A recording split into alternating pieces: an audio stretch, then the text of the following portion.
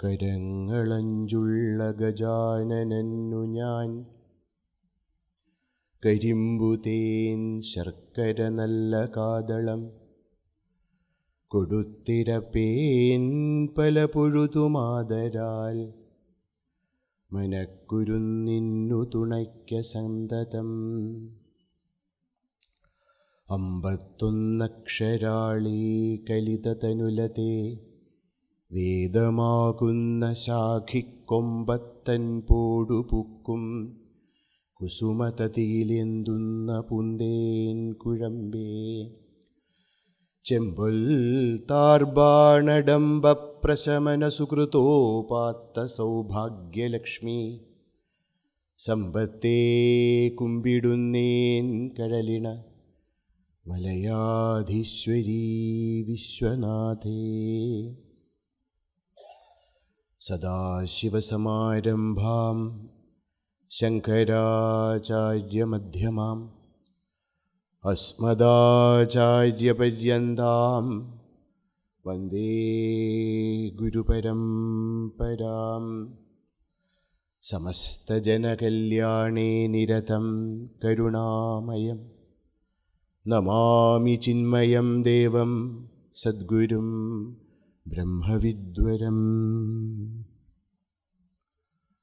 പാർത്ഥൻ തന്നുടെ തേർത്തടേ, പരിചെഴും ചമ്മട്ടി കൈക്കൊണ്ടു താൻ, ആർത്താമോദമുടൻ കരേറി ഹരിശത്താൽ നേർത്ത ഭീഷ്മാദിയാം, ചേർത്തിടുന്നൊരു ധാർത്തരാഷ്ട്രപടയെ പാടേയൊടുക്കിച്ച നീ, കാത്തിടെന്നെയും അമ്പിൽ അംബരനദീഗേഹേശ കൃഷ്ണ ഹരേ. ഓം പാർത്ഥായ പ്രതിബോധിതാം ഭഗവതാ നാരായണേന സ്വയം, വ്യാസേന ഗ്രഥിതാം പുരാണമുനിനാ മധ്യേ മഹാഭാരതം. അദ്വൈതാമൃതവർഷിണീം ഭഗവതീം അഷ്ടാദശാധ്യായിനീം, അംബ ത്വാമനുസന്ദധാമി ഭഗവദ്ഗീതേ ഭവദ്വേഷിണീം. മൂകം കരോതി വാചാലം പങ്കും ലംഘയത്തെ ഗിരിം, യത്കൃപാതമഹം വന്ദേ പരമാനന്ദമാധവം പരമാനന്ദമാധവം.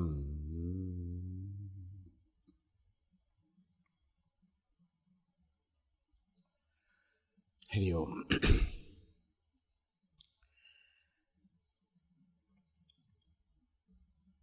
ഭഗവാൻ ശ്രീകൃഷ്ണനാകുന്ന കറവക്കാരൻ സകല ഉപനിഷത്തുകളുമാകുന്ന ഗോക്കളിൽ നിന്ന് കറന്നെടുത്ത അമൃതമാണ് ശ്രീമദ് ഭഗവത്ഗീത. ശ്രീമദ് ഭഗവത്ഗീത ഒരു കാട്ടിൽ അല്ലെങ്കിൽ ആരണ്യകത്തിൽ ശാന്തമായ ഏതോ ആശ്രമത്തിൽ ഒരു ദിവ്യനായിരിക്കുന്ന ഒരു മഹാത്മാവ് തൻ്റെ സമാധി ഗുണപരിപൂർണനായിരിക്കുന്ന ശിഷ്യന് നൽകുന്ന ഉപദേശങ്ങൾ അല്ല. ജീവിത ആയോധനത്തിൽ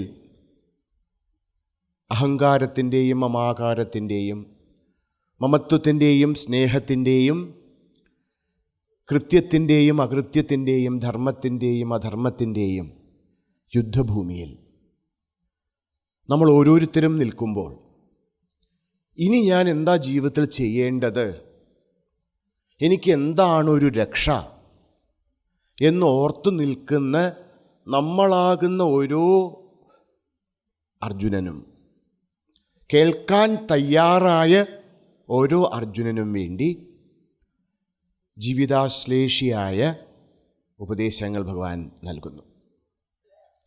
നമ്മൾ ഇന്നലെ ശ്രവിച്ചു, ഈ 18 അധ്യായങ്ങളിൽ മധ്യമ അധ്യായം അത് തത്പദ പ്രധാനമാണ്. തത്പദം ഈശ്വര പ്രധാനമാണ്. 7-ാം അധ്യായം മുതൽ 12-ാം അധ്യായം വരെ. പക്ഷേ ഈ ഗീതയിലെ 18 അധ്യായങ്ങളും പരസ്പര സംബന്ധിതങ്ങളാണ്. എങ്കിലും ഈ 6 അധ്യായങ്ങൾ, 7 മുതൽ 12 വരെയുള്ളതായ അധ്യായങ്ങൾ വിശിഷ്യ ഈശ്വരപദപ്രധാനവും ഭഗവാനും ഭക്തനും തമ്മിലുള്ള വിശിഷ്ടമായിരിക്കുന്ന ബന്ധത്തെക്കുറിച്ച് നമ്മുടെ മുമ്പിൽ അവതരിപ്പിക്കുന്നതാണ്. അപ്പം നമ്മൾ ഇന്ന് മുതലുള്ള 4 ദിവസങ്ങളിൽ ചിന്തിക്കാമെന്ന് വിചാരിച്ച വിഷയം ഭഗവത്ഗീതയിലെ ഭക്തി ആണ്. അപ്പോൾ ഇന്നലെ നമ്മൾ കണ്ടു എന്താണ് ഈ ഭക്തി. സാധാരണ നമ്മൾ എപ്പോഴും കേൾക്കുന്ന ഒരു പദമാണ് ഭക്തി. പക്ഷെ ആ ഭക്തി കൊണ്ട് ഭക്തിയുടെ തലങ്ങൾ, അനന്തങ്ങളായ തലങ്ങൾ, അത് നമ്മൾ വിചാരിക്കുന്ന പോലെ ഒരു ചെറിയൊരു കാര്യം മാത്രമല്ല, ഒരു വലിയ സിദ്ധാന്തം, ഭക്തി സിദ്ധാന്തം, ഭക്തിയുടെ മാത്രമായിരിക്കുന്ന ഒരു ദർശനം, ഭക്തിയുടെ ഒരു മൂവ്മെൻറ്റ്. ഭാരതം ഇന്നും ഭാരതമായിരിക്കുന്നതിൻ്റെ ഒരു പ്രധാന കാരണം ആ ഭക്തി മൂവ്മെൻ്റാണ്. 12-ാം നൂറ്റാണ്ട് മുതൽക്ക് ഒരു 16, 17, 18 നൂറ്റാണ്ട് വരെ നീണ്ടു നിന്ന ഒരു ഭക്തിയുടെ ഒരു വലിയ തള്ളിച്ച നമ്മളാക്കി നിർത്തിയത് സത്യത്തിൽ ആ ഭക്തി പ്രസ്ഥാനമാണ്. അപ്പോൾ തീർച്ചയായിട്ടും നമുക്ക് ഇന്നത്തെ മാറി വരുന്നതായ കാലഘട്ടത്തിലും എന്താണ് ഈ ഭക്തി, അതിൻ്റെ താത്വികവും പ്രായോഗികവുമായ വശങ്ങൾ എന്താണ് എന്ന് ചിന്തിക്കേണ്ടതുണ്ട്. അതും പ്രത്യേകിച്ച് ശ്രീമദ് ഭഗവത്ഗീതയെ ആസ്പദമാക്കി. പത്മപുരാണം പറയണു, മനുഷ്യജീവിതത്തിലെ മനുഷ്യനെ ഏറ്റവും ദിവ്യനാക്കുന്നതാണ് ഭക്തി.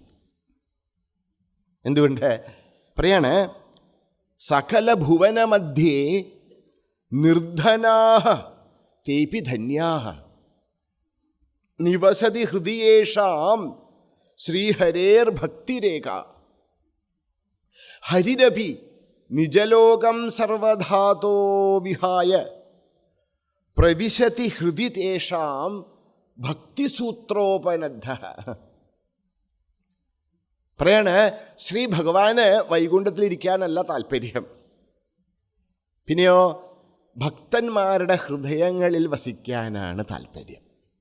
എന്തുകൊണ്ട് പറയാണ്, എവിടേക്കാണോ ഭക്തന്മാർ പോകുന്നത് അവിടെയെല്ലാം ഭഗവാനും പോകണു അത്രേ. എന്തുകൊണ്ട്? ഭക്തിസൂത്ര ഉപനദ്ധ, ഭക്തിസൂത്രത്താൽ കെട്ടപ്പെട്ടവരായ ഭഗവാൻ എവിടെയെല്ലാം ഭക്തന്മാർ ചരിക്കുന്നുവോ അവിടെയെല്ലാം ഭഗവാനും എത്തുന്നു. നോക്കൂ, നമുക്ക് നമ്മുടെ നഗ്നനേത്രങ്ങളെ കൊണ്ട് ശ്രീ ഭഗവാനെ ദർശിക്കുവാനുള്ള ഒരു പുണ്യമില്ല ഇപ്പോൾ. ഇപ്പം എന്തു ചെയ്യുക? ഭക്തന്മാരെ ദർശിക്കുക. എന്തുകൊണ്ട്? ഭക്തനും ഭഗവാനും രണ്ടല്ല. ഭക്തൻ്റെ ഹൃദയത്തിൽ ഞാൻ എന്ന ഭാവം ഇല്ല, ഭഗവാൻ എന്ന ചിന്ത മാത്രമേ ഉള്ളൂ. അതുകൊണ്ട് എവിടെയാണോ ഭക്തരെത്തുന്നത് അവിടെ ഭഗവാനും പ്രവേശിക്കുന്നു എന്ന് പറയാണ്. നമ്മുടെ ജീവിതത്തിൽ നമുക്ക് പലപ്പോഴും തോന്നും, എനിക്ക് ഇതില്ലല്ലോ, അതില്ലല്ലോ, വിവേകമില്ല, വൈരാഗ്യമില്ല, അതില്ല, ഇതില്ല, അല്ലേ? പറയാണ്, ഒന്നും കുഴപ്പമില്ല. നിർധനാഹ തേ അഭിധന്യാഹ. ഇവിടെ ധനം വെച്ച പൈസ മാത്രമല്ല, അല്ലേ? വിവേക, വൈരാഗ്യം, മുമുക്ഷുത്വ, ശമതമാതി, ഷഡ്ക സമ്പത്തി, അതൊക്കെ നോക്കുമ്പോൾ ഭഗവാനെ എനിക്കൊരിക്കലും ഭഗവാനിലേക്ക് എത്താൻ സാധ്യമല്ല. എന്താ വെച്ചാൽ ഈ കലിയുഗം പൊതുവെ നമ്മുടെ മനസ്സിനെ ഈ പ്രപഞ്ചത്തിലേക്ക് വലിക്കുന്നതാണ്. ഈ സമ്പൂർണമായ വിവേക വൈരാഗ്യാദികളൊക്കെ നേടുക എന്നുള്ളത് കലിയുഗത്തിൽ വളരെ കഷ്ടമാണ്. ഈശ്വര, എനിക്ക് എന്താ ഒരു വഴി പറയണു? നിർധനാഹ അപി, ഈവൻ നമുക്ക് യാതൊരു ധനമില്ലെങ്കിലും വിഷമിക്കേണ്ടതില്ല. എന്തുകൊണ്ട്? ആരുടെ ഹൃദയത്തിലാണോ നിവസതി ഹൃദയേഷാം ശ്രീഹരേഹ ഭക്തിരേഖ, ശ്രീ ഭഗവാനെക്കുറിച്ചിട്ടുള്ള പ്രേമം ആരുടെ ഹൃദയത്തിൽ വസിക്കുന്നുവോ ശ്രീ ഭഗവാൻ അവരോടൊപ്പം അവരുടെ ഹൃദയത്തിൽ ഒരിക്കലും മാറ്റമില്ലാതെ കുടികൊണ്ടുകൊണ്ടേയിരിക്കുന്നു. അതുകൊണ്ട് നമുക്കൊരിക്കലും ദുഃഖിക്കേണ്ട ആവശ്യമില്ല. ഭഗവാനെ, എനിക്ക് പലവിധങ്ങളായ ഗുണങ്ങളോ ദൈവീക സമ്പത്തിയോ ഒന്നും ഇല്ലല്ലോ. കുഴപ്പമില്ല, ഭഗവാന്റെ നാമം ജപിക്കുക, അല്ലേ? ഭഗവാനോട് ഭക്തി ഉണ്ടാവുക. ഞാൻ പറഞ്ഞു, ഈ പരാഭക്തിയൊന്നും നമുക്കിപ്പോൾ അല്ലെ ഭാഗവതത്തിലൊക്കെ വായിക്കുന്നത് പോലെയുള്ള പരാഭക്തിയൊന്നും നമുക്കുണ്ടായില്ലെങ്കിൽ തന്നെ എന്ത് ചെയ്യൂ, അപരാഭക്തിയെങ്കിലും നമുക്ക് അമ്പലത്തിൽ പോവുക, വിളക്ക് കൊളുത്തുക ഇത്യാദികളായിരിക്കുന്ന വിഷയങ്ങളിലുള്ള ശ്രദ്ധ, നിഷ്ഠ, അതുതന്നെ ശ്രീ ഭഗവാന്റെ വിശേഷമായ കൃപയ്ക്ക് കാരണമാകും. ഭഗവാൻ പറയാണ് ഗീതയിൽ, സ്വൽപ്പമപ്യസ്യ ധർമ്മസ്യ ത്രായതേ മഹതോ ഭയാത്. നോക്കൂ, നമ്മൾ പലപ്പോഴും വിചാരിക്കണം, അയ്യോ എനിക്ക് ഇതില്ലല്ലോ, അതില്ലല്ലോ, ആ ഗുണമില്ലല്ലോ, ഈ ഗുണമില്ലല്ലോ, ഞാനൊരു ബ്രാഹ്മണനല്ലല്ലോ, ഞാൻ പൂജയൊന്നും പഠിക്കാച്ചിട്ടില്ലല്ലോ, ഞാൻ ഒന്നും വിചാരിക്കേണ്ടതില്ല. എന്താണോ നമുക്ക് ചെയ്യാൻ പറ്റുന്നത് അത് ചെയ്തു തുടങ്ങുക. സ്വൽപ്പമപി, നമ്മൾ ഭഗവാന്റെ അടുത്തേക്ക് ഒരു പദം വെച്ചാൽ ഭഗവാൻ നമ്മളിലേക്ക് 11 പദം വയ്ക്കുന്നതാണ്.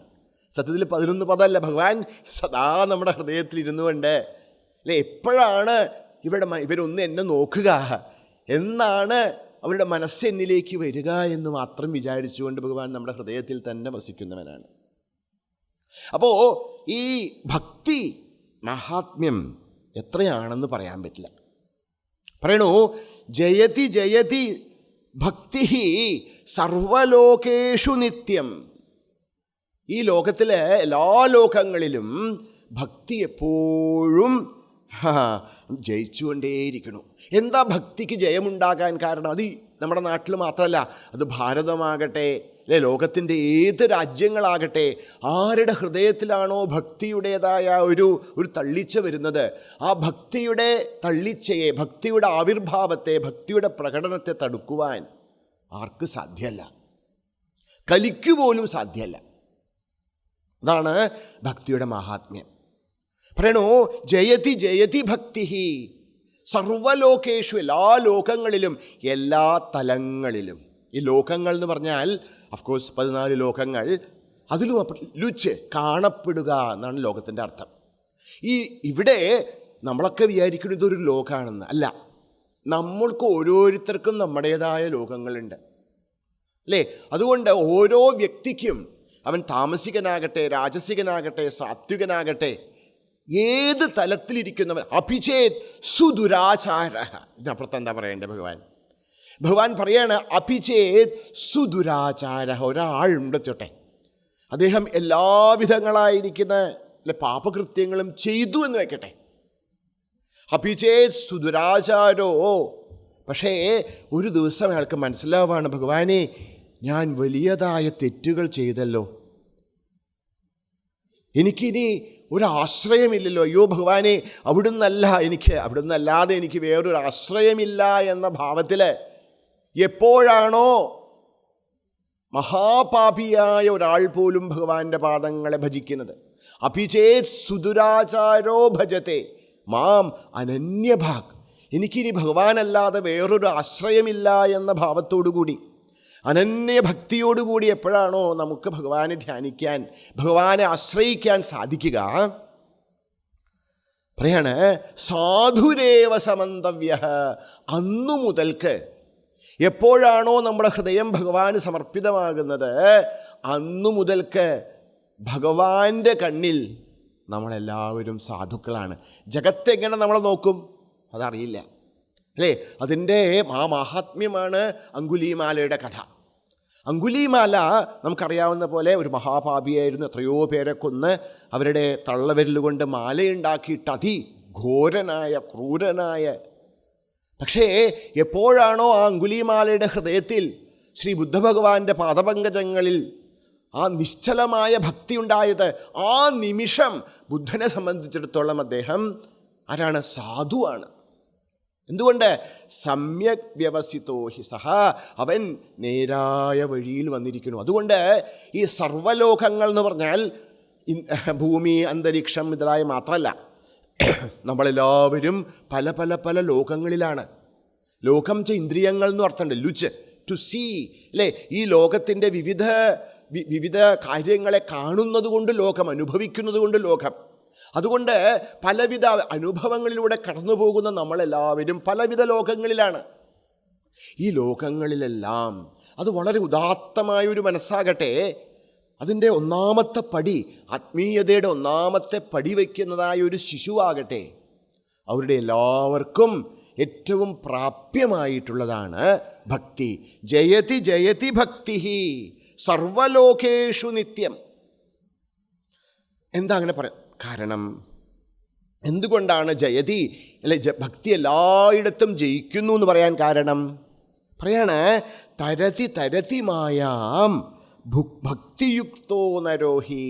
ആരാണോ ശ്രീ ഭഗവാനിൽ ഉറച്ച ഭക്തിയോടുകൂടിയുള്ളത്, അവൻ തീർച്ചയായും മായയുടെ ഈ വലിയ ജാലത്തിൽ നിന്ന് രക്ഷപ്പെടുന്നു.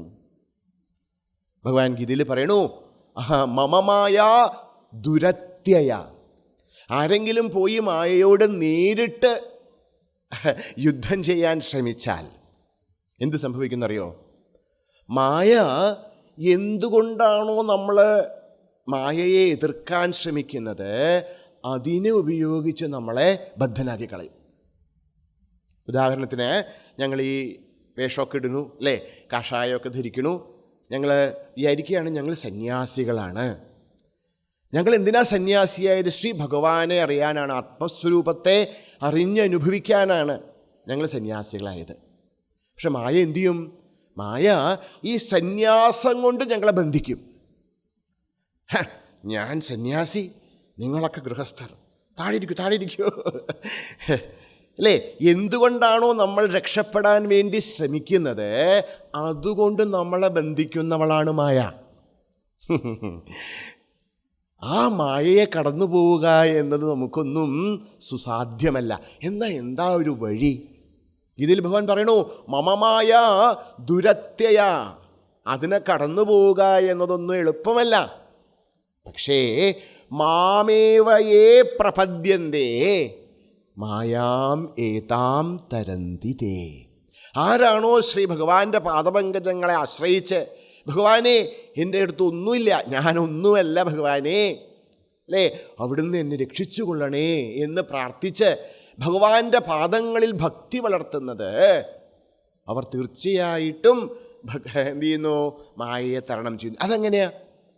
പറയും, മായയെ തരണം ചെയ്യാൻ 2 വഴികളുണ്ട്. എന്തുകൊണ്ട്? മായ ഒരു ജാലമാണ്, ഒരു നെറ്റാണ്. മായാജാലം എന്ന് പറയും നമ്മൾ, അല്ലേ? ഒരു നെറ്റാണ്. ഈ മായയെ കടന്നു പോകാനുള്ള ഒരു വഴി, അതായത് മായയാകുന്ന ജാലത്തിന് തടങ്കിലാക്കാൻ പറ്റാത്തവണ്ണം നാം വലുതാകുക എന്നാണ്. ഭഗവാൻ ആഞ്ജനേയ സ്വാമിയൊക്കെ വലുതായതുപോലെ നമുക്ക് എന്ത് ചെയ്യാൻ സാധിക്കണം? നമ്മളെ വലുതാകണം. അപ്പം എന്ത് പറ്റും? അതായത് മായയുടെ പിടിക്ക് പോകുന്നതിൻ്റെ അപ്പുറം വലുതാകണം. അപ്പം മായയ്ക്ക് നമ്മളെ എന്ത് ചെയ്യാൻ പറ്റില്ല? കൊടുക്കാൻ പറ്റില്ല, അല്ലേ? ഇതാണ് ജ്ഞാനപഥം. എന്താ ജ്ഞാനപഥം വെച്ചാൽ, അഹമസ്മി ബ്രഹ്മാഹമസ്മി, ഞാൻ സച്ചിദാനന്ദ സ്വരൂപനായിരിക്കുന്ന ബ്രഹ്മമാകുന്നു. എന്താ ബ്രഹ്മം ചേർത്തം? ബൃഹത്വാത് ബ്രഹ്മണത്വാത് ബ്രഹ്മ, ദ ബിഗ് എന്നാണ് അർത്ഥം. ബ്രഹ്മ പരമാത്മാവ്, ബ്രഹ്മാവ് അല്ല, ബ്രഹ്മൻ, ബ്രഹ്മം. ആ പരമാത്മാവ് എന്താ? ആ പദത്തിൻ്റെ അർത്ഥം എന്താ? ദ ബിഗ് എന്നാണ് അർത്ഥം. ബ്രഹ്മ എന്ന് പറഞ്ഞാൽ ദ ബിഗ്, അല്ലേ? എന്താണ് അഹം ബ്രഹ്മാസ്മി വെച്ചാലോ, ഞാൻ ഈ സച്ചിദാനന്ദ സ്വരൂപനായിരിക്കുന്ന ആത്മാവാകുന്നു. ഈ പ്രകൃതിക്കും അപ്പുറം അത്യതിഷ്ഠദശാങ്കുലം പുരുഷ ഏവേദകം സർവം യത്കിഞ്ച ജഗത്യാം ജഗത് തേന അല്ലേ, അതിനെല്ലാം അതിക്രമിച്ചുകൊണ്ട് ദശാങ്കുലം വളർന്നു നിൽക്കുന്നതായ ഒരു ഭാവം, നാമരൂപങ്ങൾക്ക് കാലത്തിന് അതീതമായിരിക്കുന്ന ഒരു അസ്തിത്വമാണ് ഞാൻ.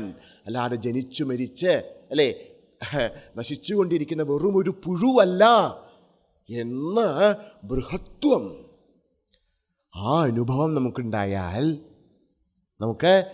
നമുക്ക് മായയ്ക്ക് നമ്മളെ പിടിക്കാൻ പറ്റില്ല. പക്ഷേ അതത്ര എളുപ്പമല്ല. എന്തുകൊണ്ട്? എപ്പോഴാണോ നമ്മളിങ്ങനെ വളരാൻ ശ്രമിക്കുന്നത്, മായ നമ്മളെ ചതിക്കും. മായ എങ്ങനെയാണ് നമ്മളെ ചതിക്കുക? ആ വളർച്ചയിലൂടെ നമ്മളെ ചതിക്കും. എന്നിട്ടോ ആ അതൊരു തോട്ടാണ്. ആ തോട്ടിനെ കൊണ്ട് നമ്മളെ ബന്ധിച്ച് ഞാനെന്തോ സ്പെഷ്യലായിട്ടുള്ള ഒരാളാണ്, മറ്റുള്ളവരെ പോലെയല്ല, ഐ ആം സംതിങ് സ്പെഷ്യൽ എന്ന ഒരു ഭാവത്തിലേക്ക് എത്തി നമ്മളെ കെട്ടിച്ചു കളയും. നോക്കൂ, ഏന ത്യജതി അല്ലേ, എന്തുകൊണ്ടാണോ നമ്മൾ ത്യജിക്കാൻ ശ്രമിക്കുന്നത് അതിനെക്കൊണ്ട് നമ്മളെ ബന്ധിക്കാൻ കഴിവുള്ളവളാണ് അഘടനഘടനാപടീയസീമായ. ഒരിക്കലും സംഭവിക്കാൻ സാധിക്കാത്തവയെ സംഭവിപ്പിക്കുവാൻ കഴിവുള്ളവളാണ് മായ. അപ്പോൾ എങ്ങനെയാണ് നമുക്ക് ഈ മായയുടെ അപ്പുറം പോകാൻ പറ്റുക? പറയാണ് തരതി തരതി മായാം ഭക്തിയുക്തോ നരോഹി. എന്താ ഭക്തി? ആരാണ് ഭക്തൻ? ആരാണ് ഭഗവാന്റെ നാമങ്ങൾ ജപിക്കേണ്ടത്? ആർക്കാണ് ഭക്തിയുണ്ട് നമുക്ക് പറയാൻ പറ്റുക? പറയണു, ഭഗവാൻ സ്വന്തം ഗുണങ്ങളായിട്ട് വിഷ്ണുസഹസ്രനാമത്തിനോട് പറയും, അമാനി മാനദോ മാന്യ ലോകസ്വാമി ത്രിലോകധൃക്. അല്ലേ, ആരാണ് ഭഗവാനിലേക്ക് എത്തുക? ആർക്കാണ് ഭക്തി ഉണ്ടാവുക? അമാനി, മാനമില്ലാത്തവനായി, മാനദ, എല്ലാവർക്കും മാനം നൽകുന്നവനായി, മാന്യ, സ്വന്തം സ്വഭാവമായിട്ട് അല്ലേ ആ മാനത്തെ എടുക്കുന്നവനായവനാരോ എന്ന് വെച്ചാൽ അർത്ഥം പറയാണ്, തൃണാദപി സുനീചേന തരോരപി സഹിഷ്ണുന അമാനിന മാനദേന കീർത്തനീയ സദാഹരി. ഭഗവതൻ പറയാണ്, ആർക്കാണ് നമുക്ക് ഭക്തി ഉണ്ടാവാൻ എന്താ വേണ്ടത്? ഭക്തി ഉണ്ടാവാൻ വേണ്ടത് പറയാണ് തൃണാദപി സുനീചേന. നമുക്ക് മനസ്സിലാവാണ് നമ്മളൊരു പുൽക്കൊടിയേക്കാൾ താഴെയാണ്. തൃണാദപി സുനീചേന തരോരപി സഹിഷ്ണുന, ഒരു വൃക്ഷത്തേക്കാൾ എല്ലാവിധത്തിലുള്ള മാനാപമാനങ്ങളെയും സഹിക്കുവാൻ ശക്തിയുള്ളവനായി, എല്ലാവർക്കും മാനം കൊടുക്കുന്നവനായി, സ്വയം മാനം തേടാത്തവനായി, ആകെ ഒരേയൊരു ചിന്ത നമുക്ക് എന്താ? ശ്രീ ഭഗവാൻ അല്ലേ, ശ്രീ ഹരിശരണം മമ, ശ്രീ ഭഗവാനല്ലാതെ വേറൊരാശ്രയവും നമുക്കില്ല എന്ന ഭാവത്തിൽ എപ്പോഴാണോ നമ്മുടെ മനസ്സ് അടങ്ങുന്നത്, നമ്മൾ ചെറുതാകുന്നത്, ജ്ഞാനപദത്തിൽ നമ്മൾ വലുതാവുകയാണ്. ഒന്നിനും നമ്മളെ സ്പർശിക്കാൻ പറ്റാത്തത്ര നമ്മൾ വലുതാവണു. ഭക്തിയുടെ പദത്തിൽ നമ്മൾ കുഞ്ഞാവുകയാണ്. അല്ലേ, ഈ മായയുടെ വലയങ്ങളുണ്ട്. നെറ്റ് അല്ലേ, ഒരു നെറ്റ് കണ്ടാൽ ആ നെറ്റിൽ നിറയെ വലയങ്ങളുണ്ട്. എന്തു ചെയ്യും ഭക്തി നമ്മൾ അത്രത്തോളം ചെറുതാക്കുമ്പോൾ ഈ മായയുടെ കൊച്ചു കൊച്ചു വലയങ്ങൾക്കുള്ളിലൂടെ പുറത്തു വരാൻ നമുക്ക് സാധിക്കും. ഇതാണ് സത്യത്തിൽ രണ്ടും എന്തു ചെയ്യണു? മായയുടെ വലയങ്ങൾക്ക് അപ്പുറം വരുത്തും, ഭക്തിയും ജ്ഞാനവും. പക്ഷെ ഭക്തി നമ്മൾ എന്തു ചെയ്യണു? ഏറ്റവും അല്ലേ സട്ടിലാക്കി തീർക്കും നമ്മളെ. നമുക്ക് മനസ്സിലാവും ഈ കാണാകുന്ന പ്രപഞ്ചം മുഴുവനും ശ്രീ ഭഗവാൻ തന്നെയാണ്. ആ ശ്രീ ഭഗവാന്റെ ആരാധനയാണ് എൻ്റെ ജീവിതത്തിൻ്റെ സാരം എന്ന് മനസ്സിലാവുമ്പോൾ നമ്മളെന്ത് ചെയ്യണോ? ആ കുഞ്ഞായിട്ട് പോയിട്ട് നമുക്ക് ആ മായാജാലത്തിൻ്റെ ചെറിയ കണ്ണികളിലൂടെ പുറത്തു കടക്കാൻ നമുക്ക് സാധിക്കും. അതാ പറയണത്, തരതി മായാം ഭക്തിയുക്തോ നരോഹി. ഭക്തിയുക്തനായിരിക്കുന്ന മനുഷ്യൻ എന്ത് ചെയ്യണോ? ഈ വിവിധങ്ങൾ ഈ മായയുടെ ഈ വലയെ കടന്നു പോകുന്നു. പിന്നെ പറയാണ്, ഭജതി ലോകോ ഈദൃശം ഭക്തി വൈദ്യം. ആരാണോ ഇങ്ങനെ ഈ ഭഗവാനെ ആശ്രയിച്ചുകൊണ്ട് ഭക്തിയുടെ പദത്തിലൂടെ മുക്തനായി തീർന്നത് അവർ സ്വയം മുക്തരാവുക മാത്രമല്ല, എപ്രകാരമാണോ ഒരു വൻ എന്താ പറയുക ഒരു കപ്പൽ എത്രയോ പേരെ സമുദ്രത്തിൻ്റെ അപ്പുറം എത്തിക്കുന്നത്, അതുപോലെ ഇപ്രകാരമുള്ള ഭക്തന്മാരെ ആശ്രയിക്കുന്നവർ അവരും ഇതിനപ്പുറം എത്തുന്നു. ഈ ഭക്തിയുടെ ഒരു പ്രത്യേകത എന്ന് വെച്ചാൽ, നോക്കൂ, ഭക്തന്മാരെ നമ്മൾ ആശ്രയിച്ചില്ലെങ്കിൽ തന്നെ ഭക്തന്മാർക്ക് നമ്മളോട് കൃപയുണ്ടായാൽ മതി എന്നാണ്. നമ്മൾ ഭാഗവതത്തിൻ്റെ ഏകാദശത്തിൽ 24 ഗുരുക്കന്മാരെ കുറിച്ചിട്ട്, അവധൂതൻ്റെ 24 ഗുരുക്കന്മാരെ കുറിച്ച് പറയും. അതിൽ അവധൂതൻ ദത്താത്രേയനാണ്. ദത്താത്രേയ ഭഗവാന്റെ 24 ഗുരുക്കന്മാരിൽ ഒന്ന് പിങ്കള എന്ന് പറയുന്നതായ ഒരു വേശ്യാസ്ത്രീയാണ്. ഈ വേശ്യാസ്ത്രീക്ക് അവരെ കസ്റ്റമറെ കാത്തിരിക്കുകയാണ്, പക്ഷെ ആരും വരണില്ല. പെട്ടെന്ന് ആ സ്ത്രീയുടെ മനസ്സിലൊരു ഒരു തിരിയലുണ്ടായി. കഷ്ടം, എൻ്റെ ഹൃദയത്തിൽ വസിക്കുന്ന ഭഗവാൻ വസിച്ചുകൊണ്ടിരിക്കെ ഈ ഭഗവാനെ ആശ്രയിക്കാതെ ഈ ചോരയും ചലവും നിറഞ്ഞ് ശരീരങ്ങളെ ആശ്രയിക്കുന്നല്ലോ ഭഗവാനെ. ഒരൊറ്റ നിമിഷം കൊണ്ട് അവർക്ക് വൈരാഗ്യം ഉണ്ടായി എന്നാണ്. അങ്ങനെ വൈരാഗ്യം ഉണ്ടാവാൻ പറ്റുമോ? അങ്ങനെ വൈരാഗ്യം ഉണ്ടാവാൻ പറ്റില്ല. പിന്നെ എന്തുകൊണ്ടാണ് അങ്ങനെ വൈരാഗ്യം ഉണ്ടായത്? നോക്കൂ, ഈ സ്ത്രീ ഇങ്ങനെ തൻ്റെ റൂമിൻ്റെ പുറത്തേക്ക് വരിക, ആരെങ്കിലും വരുന്നുണ്ടോ നോക്കുക, ഉള്ളിലേക്ക് പോവുക, വീണ്ടും പുറത്ത് വരിക, പുറത്തേക്ക് നോക്കുക. ഇത് കണ്ടുകൊണ്ട് ഭഗവാൻ ദത്താത്രേയൻ അവിടെ എവിടെയോ ഇരിക്കുന്നുണ്ടായിരുന്നു. അപ്പോൾ ദത്താത്രേയൻ്റെ ദൃഷ്ടി ഈ സ്ത്രീയുടെ മുകളിൽ പതിച്ചു. അപ്പോൾ അദ്ദേഹത്തിൻ്റെ മനസ്സിൽ തോന്നി, കഷ്ടം അല്ലേ, അതിദിവ്യമായിരിക്കുന്ന മനുഷ്യജന്മം കിട്ടി ഇങ്ങനെ ചുട്ടുകളയുന്നല്ലോ ഇവർ എന്നുള്ളൊരു കൃപ ദത്താത്രേയ ഭഗവാന്റെ ഹൃദയത്തിലുണ്ടായി. ആ കരുണയാണ് പിങ്കളയിൽ വൈരാഗ്യമായി തീർന്നത്. അപ്പം എന്താണ് ഭക്തന്മാരുടെ മാഹാത്മ്യം? പറയാണ്, എന്താണ്, ഭജതി ഭജതി ലോകൈദൃശം ഭക്തവര്യം. എന്തുകൊണ്ട്? ജപതി ജപതി ദേവോ ഭക്തവര്യസ്യ നാമ. ശ്രീ ഭഗവാൻ എപ്പോഴും ഭക്തന്മാരുടെ നാമം ജപിക്കണമെന്നാണ്. നമ്മളെല്ലാവരും ഭഗവാന്റെ നാമം ജപിക്കണു. ഭഗവാൻ നമ്മുടെ ഭക്തന്മാരുടെ നാമം ജപിച്ചുകൊണ്ടിരിക്കണമെന്നാണ്. അതാണ് ഭക്തിയുടെ മാഹാത്മ്യം. ഇനിയും അധികം നമുക്ക് ധാരാളം പറഞ്ഞു പോകാം, പക്ഷെ സമയം വളരെ കുറച്ചേ ഉള്ളൂ നമുക്ക്. അപ്പോൾ ഒരു ശാസ്ത്രം എന്ന നിലയ്ക്ക്, ഭക്തി ഒരു ദർശനം എന്ന നിലയ്ക്ക് നമ്മൾ ചിന്തിക്കുകയാണെങ്കിൽ, നോക്കൂ, നമ്മുടെ ഭാരതത്തിൽ ഒരു സിദ്ധാന്തം, ഒരു എന്താ പറയുക, പ്രോപ്പറായിട്ടുള്ള ഒരു പദ്ധതിയുണ്ട്. എന്താണ് പദ്ധതി? സൂത്രഭാഷ്യ ടീകാ ടിപ്പണി ഇത്യാദി. ആദ്യം എന്ത് വേണം? ഒരു സൂത്രം വേണം. ആ സൂത്രത്തിന് ഭാഷ്യം വേണം, ഭാഷ്യത്തിന് ടീക വേണം, ടീകയ്ക്ക് ടിപ്പണി വേണം. അങ്ങനെയാണ് നമ്മുടെ ശാസ്ത്രങ്ങളെല്ലാം നിർമ്മിച്ചിരിക്കുന്നത്. ഇപ്പോൾ ബ്രഹ്മസൂത്രം, ആ ബ്രഹ്മസൂത്രത്തിന് ശങ്കരാചാര്യസ്വാമികളുടെ ഭാഷ്യം, ആ ഭാഷ്യത്തിന് അനന്തഗിരി ആചാര്യൻ്റെ ടിപ്പണി, അതിന് പല ആചാര്യന്മാരുടെയും ടീക, അങ്ങനെ അങ്ങനെ അങ്ങനെ അങ്ങനെ അങ്ങനെ അങ്ങനെ അങ്ങനെ അങ്ങനെ അങ്ങനെ അത് വർദ്ധിച്ചു വലിയ മഹാസാഗരമായി തീരണം. അതുമാതിരി ഭക്തിയാകുന്ന ദർശനത്തിൻ്റെ സൂത്രമാണ് നാരദഭക്തി സൂത്രം. നാരദഭക്തി സൂത്രം എന്ന് പറയുന്ന സൂത്രങ്ങൾ അത് ഭക്തി ദർശനത്തിൻ്റെ സൂത്രങ്ങളാണ്. ഈ നാരദഭക്തി സൂത്രങ്ങളാകുന്ന ആ സൂത്രങ്ങളുടെ ഭാഷ്യമാണ് ശ്രീമദ് ഭാഗവതം.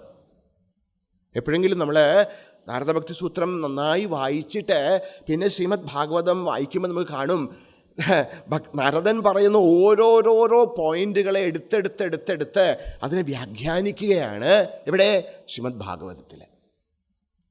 ഇനി ഈ ഭക്തിയാകുന്ന ശാസ്ത്രത്തിൻ്റെ സൂത്രമാണ് നാരദഭക്തി സൂത്രം, അതിൻ്റെ ഭാഷ്യമാണ് ശ്രീമദ് ഭാഗവതമെങ്കിൽ ഈ ഭക്തിസൂത്രത്തിൻ്റെ ടീകയാണ് ശ്രീമദ് ഭഗവത്ഗീതയിലെ ഭക്തി. എന്തുകൊണ്ടെന്ന് വെച്ചാൽ മറ്റ് രണ്ടിലും പറഞ്ഞിരിക്കുന്ന കാര്യങ്ങളെ കുറച്ചുകൂടി നമുക്കൊക്കെ മനസ്സിലാക്കി തരാൻ വേണ്ടിയാണ് ടീകകൾ.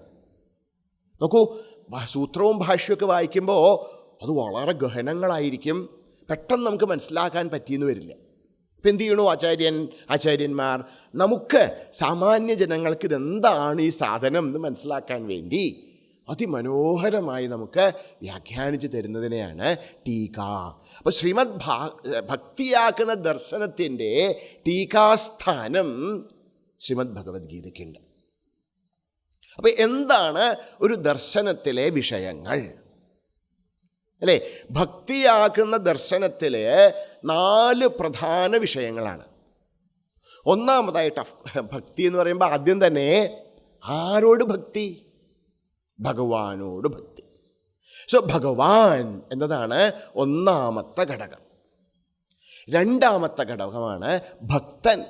ഭക്തനില്ലെങ്കിൽ പിന്നെ എന്ത് ഭക്തിയാണ്? അപ്പോൾ ഭഗവാൻ, ഭക്തൻ. മൂന്നാമതായിട്ട് എന്താ ഈ ഭക്തി എന്ന് വെച്ചാൽ, നിങ്ങൾ ഭക്തി എന്ന് പറയണു, എന്താണ് ഈ ഭക്തി? അതാണ് മൂന്നാമത്തെ ഘടകമായിരിക്കുന്ന ഭക്തിസ്വരൂപം. നാലാമതാണ് നല്ല കാര്യം, ഇങ്ങനെയുള്ള ഭക്തിയൊക്കെ നമുക്ക് നല്ലത് തന്നെ. ഈ ഭക്തിയിലൂടെ നമുക്ക് എങ്ങനെയാണ് ഭഗവാനെ പ്രാപിക്കാൻ സാധിക്കുക? ഭക്തൻ ഭക്തിയിലൂടെ എങ്ങനെ ഭഗവാനിൽ എത്തിച്ചേരുന്നു എന്ന പദം ഉപാസന. ഇതാണ് നാലാമത്തെ ഘടകം. അപ്പോൾ ഈ 4 ഘടകങ്ങൾ ഇതൊക്കെയാണ്: ഭക്തൻ, ഭക്തി, ഭഗവാൻ, ഉപാസന. ഈ 4 ഘടകങ്ങൾ ഒത്തുചേരുമ്പോഴാണ് നമുക്കൊരു ഭക്തിയെ ഒരു ശാസ്ത്രമായിട്ട്, ഒരു ദർശനമായിട്ട് നമുക്ക് മനസ്സിലാക്കാൻ സാധിക്കുള്ളൂ. ഏതൊരു ദർശനത്തിനും ഇങ്ങനെ ചില കാര്യങ്ങൾ വ്യക്തമാക്കുമ്പോൾ മാത്രമേ നമുക്ക് ആ ദർശനം പൂർണ്ണമാവുള്ളൂ. അപ്പോൾ ഇവിടെ നമുക്ക് ആദ്യമായിട്ട് ചിന്തിക്കേണ്ടത് ആരാണ് ഈ ഭഗവാൻ അല്ലേ? ഭക്തി എല്ലായ്പ്പോഴും ആശ്രയിച്ചിരിക്കുന്നത് ഭഗവാനെയാണ്. ആരാണ് ഭഗവാൻ? നമ്മുടെ സനാതനധർമ്മത്തിൽ ആരാണ് ഈശ്വരൻ? What is the concept of god in our Sanatana Dharma? പറയാണ്, നമ്മുടെ സനാതനധർമ്മത്തിൽ ഈശ്വരനെ 3 തലങ്ങളിലാണ് കാണുന്നത്. പലപ്പോഴും നമുക്ക് ഒരുപാട് കൺഫ്യൂഷൻ ഉണ്ടാക്കുന്ന, ഒരുപാട് സംശയമുണ്ടാക്കുന്ന ഒരു വിഷയമാണ് ഈ ദേവതാ സങ്കല്പം. അതെന്താണ്? ആരാ നമ്മുടെ ഈശ്വരൻ അല്ലേ? എന്താണിത്? പറയാണ്, അതിന് 3 തലങ്ങളുണ്ട്. ഒന്നാമത്തെ തലം എന്ന് പറയുന്നത് ആരാണ് ഭഗവാൻ? പറയണു, ഭഗവാന് 3 ഭാവങ്ങളിൽ നിന്ന് നമ്മുടെ ശാസ്ത്രം ഭഗവാനെ വ്യക്തമാക്കാൻ ശ്രമിക്കണം. ഒന്നെന്താ? ആരാണ് ഈ ദ സുപ്രീം? ആരാണ് ഈശ്വരൻ? ആരാണ് ഗോഡ്? പറയണു, അതിലൊന്നാമത്തെ ഏറ്റവും ഉന്നതമായിരിക്കുന്ന, സൂക്ഷ്മമായിരിക്കുന്ന, പരാപരമായിരിക്കുന്ന തലമാണ് നിർഗുണ നിരാകാരം. അവിടെ ഒരു ഗുണങ്ങളുമില്ല, ഒരു ആകാരങ്ങളുമില്ല. No form, no shape, no qualities. ഇത് നമ്മുടെ ഭാരതത്തിൻ്റെ മാത്രം സ്വത്താണ് ഈ ഒരു ചിന്തനം. ലോകത്തിലെ മറ്റ് സംസ്കൃതികളിലെല്ലാം ഈശ്വര സങ്കല്പമുണ്ട്. പക്ഷേ ഈ നിർഗുണ നിരാകാരം എന്ന ഭാവം അത് ഭാരതത്തിൻ്റെ തനതായ അണ്ടർസ്റ്റാൻഡിംഗ് ആണ്. നമ്മൾ മനസ്സിലാക്കണു, സത്യത്തിൽ അത് ശാന്തം ശിവം ചതുർത്ഥം മന്യന്തേ നജായത്തെ മ്രിയതേ വാ ന കഥാചിത് അജോ നിത്യ ശാശ്വതോയം പുരാണഃ. ഈ സൃഷ്ടിയിൽ നിന്നും, സൃഷ്ടികാര്യങ്ങളിൽ നിന്നൊക്കെ ഉപരിയായി, സൃഷ്ടിക്കും ഉപരിയായി നിർഗുണനിരാകാരമായിരിക്കുന്ന ഭാവം, അതിനെയാണ് ഉപനിഷത്ത് പ്രതിപാദിതമായിരിക്കുന്ന ബ്രഹ്മതത്വം. അതാണ് ബ്രഹ്മം. അവിടെ ഗുണങ്ങളോ ഇല്ല, ആകാരങ്ങളില്ല, പ്രവൃത്തികളില്ല, ചിന്തകളില്ല. എന്തുമാത്രമേ ഉള്ളൂ? ബോധം മാത്രമേ ഉള്ളൂ. അത് ഘനീഭൂതമായിരിക്കുന്ന, അത് ചിത്താണ്, ബോധമാണ്, ആനന്ദമാണ്, സത്താണ്. നോക്കൂ, സത്താണ്, ചിത്താണ്, ആനന്ദമാണെന്നൊക്കെ നമ്മൾ പറയണു. പക്ഷെ ഇവിടെ അതുണ്ട് എന്നത് എന്താ പ്രമാണം? അത് ശാസ്ത്രവും മഹാത്മാക്കളുമാണ്. ശാസ്ത്രം നമ്മളോട് പറയുന്നു, സത്യം ജ്ഞാനമനന്തം ബ്രഹ്മ. ബ്രഹ്മ ഉണ്ട്, അതെന്താ? സത്യമാണ്, ജ്ഞാനമാണ്, അനന്തമാണ്. പിന്നെയോ എത്രയോ മഹാത്മാക്കൾ അല്ലേ? ഋഗ്വേദീയ കാലഘട്ടം മുതൽ ഇന്നുവരെയുള്ള എത്രയോ മഹാത്മാക്കൾ ഈ നിർഗുണ നിരാകാരമായ തത്വത്തെ തൻ്റെ ആത്മാവായി അറിഞ്ഞുകൊണ്ട് ജീവിച്ചിട്ടുണ്ട്. അപ്പോൾ നമുക്കെന്താ പ്രമാണം? ആപ്തവാക്യമാണ് പ്രമാണം. ഇപ്പം എന്നെ സംബന്ധിച്ച് അമേരിക്കയുണ്ട് എന്നുള്ളതിന് എന്താ പ്രമാണം? ഞാൻ അമേരിക്ക കണ്ടിട്ടില്ല, അമേരിക്ക പോയിട്ടില്ല. പക്ഷെ ഞാൻ വിശ്വസിക്കുന്നു അമേരിക്കയുണ്ട്. എന്തുകൊണ്ട്? ആപ്തവാക്യം. അമേരിക്കയിൽ പോയിട്ടുള്ള ആളുകൾ എന്നോട് പറയണു അമേരിക്കയുണ്ട്. എനിക്കെന്ത് ചെയ്യാം? എനിക്കും വിസയും പാസ്പോർട്ടൊക്കെ എടുത്ത് ശ്രമിച്ചു കഴിഞ്ഞാൽ എനിക്കും അവിടെ പോവാം. പക്ഷെ ഇപ്പോൾ എൻ്റെ വിശ്വാസം അമേരിക്കയുണ്ട് എന്ന വിശ്വാസം അത് ആപ്തവാക്യത്തിൽ, അത് അനുഭവിച്ചവരുടെ അനുഭവത്തെ ആശ്രയമാക്കിക്കൊണ്ടാണ് ഞാൻ വിചാരിക്കുന്നത് അമേരിക്കയുണ്ട്. അതുമാതിരി സച്ചിദാനന്ദരൂപമായ പരമാത്മാവുണ്ട്, അതേ ഉള്ളൂ. ആക്ച്വലി ആ നിർഗുണ നിരാകാരമായ തത്വം മാത്രമേ ഉള്ളൂ എന്ന് ശാസ്ത്രവും ഈ ശാസ്ത്രത്തെ അനുബന്ധിച്ച് സാധനകളിൽ മുഴുകി ഈ ബ്രഹ്മത്തെ സാക്ഷാത്കരിച്ചവരും പറയുന്നു. അപ്പോൾ നമ്മുടെ ഭാരതീയമായ ഈശ്വരസങ്കല്പത്തിൻ്റെ ഏറ്റവും ഉദാത്തമായ ഭാവമാണ് നിർഗുണ നിരാകാര ബ്രഹ്മം. ഇനി ഉപനിഷത്ത് പറയണു, സ ഐക്ഷത ബഹുസ്യാം പ്രജായേതി തത്സൃഷ്ട്വാ തദേവാനുപ്രവിശത് സച്ഛത്യച്ഛാഭവത് നിരുക്തം ചാനിരുക്തം ച നിലയനം ചാനിലയനം ച. അവിടുന്ന് ഇച്ഛിച്ചു. നോക്കൂ, നിർഗുണ നിരാകാരമായിരിക്കുന്ന ആ ബ്രഹ്മത്തിൽ ഒരു സ്പന്ദമുണ്ടായി. എന്താ സ്പന്ദം? ഞാൻ പലതായി തീരുമാറാകട്ടെ. അല്ലേ?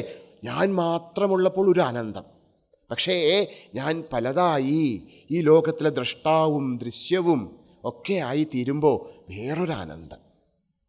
അപ്പോൾ അവിടുന്ന് ഇച്ഛിച്ചു. അവിടത്തേക്കുള്ളിൽ ആദ്യമായിട്ട് ഇച്ഛാശക്തിയുടെ ആവിർഭാവം ഉണ്ടായി.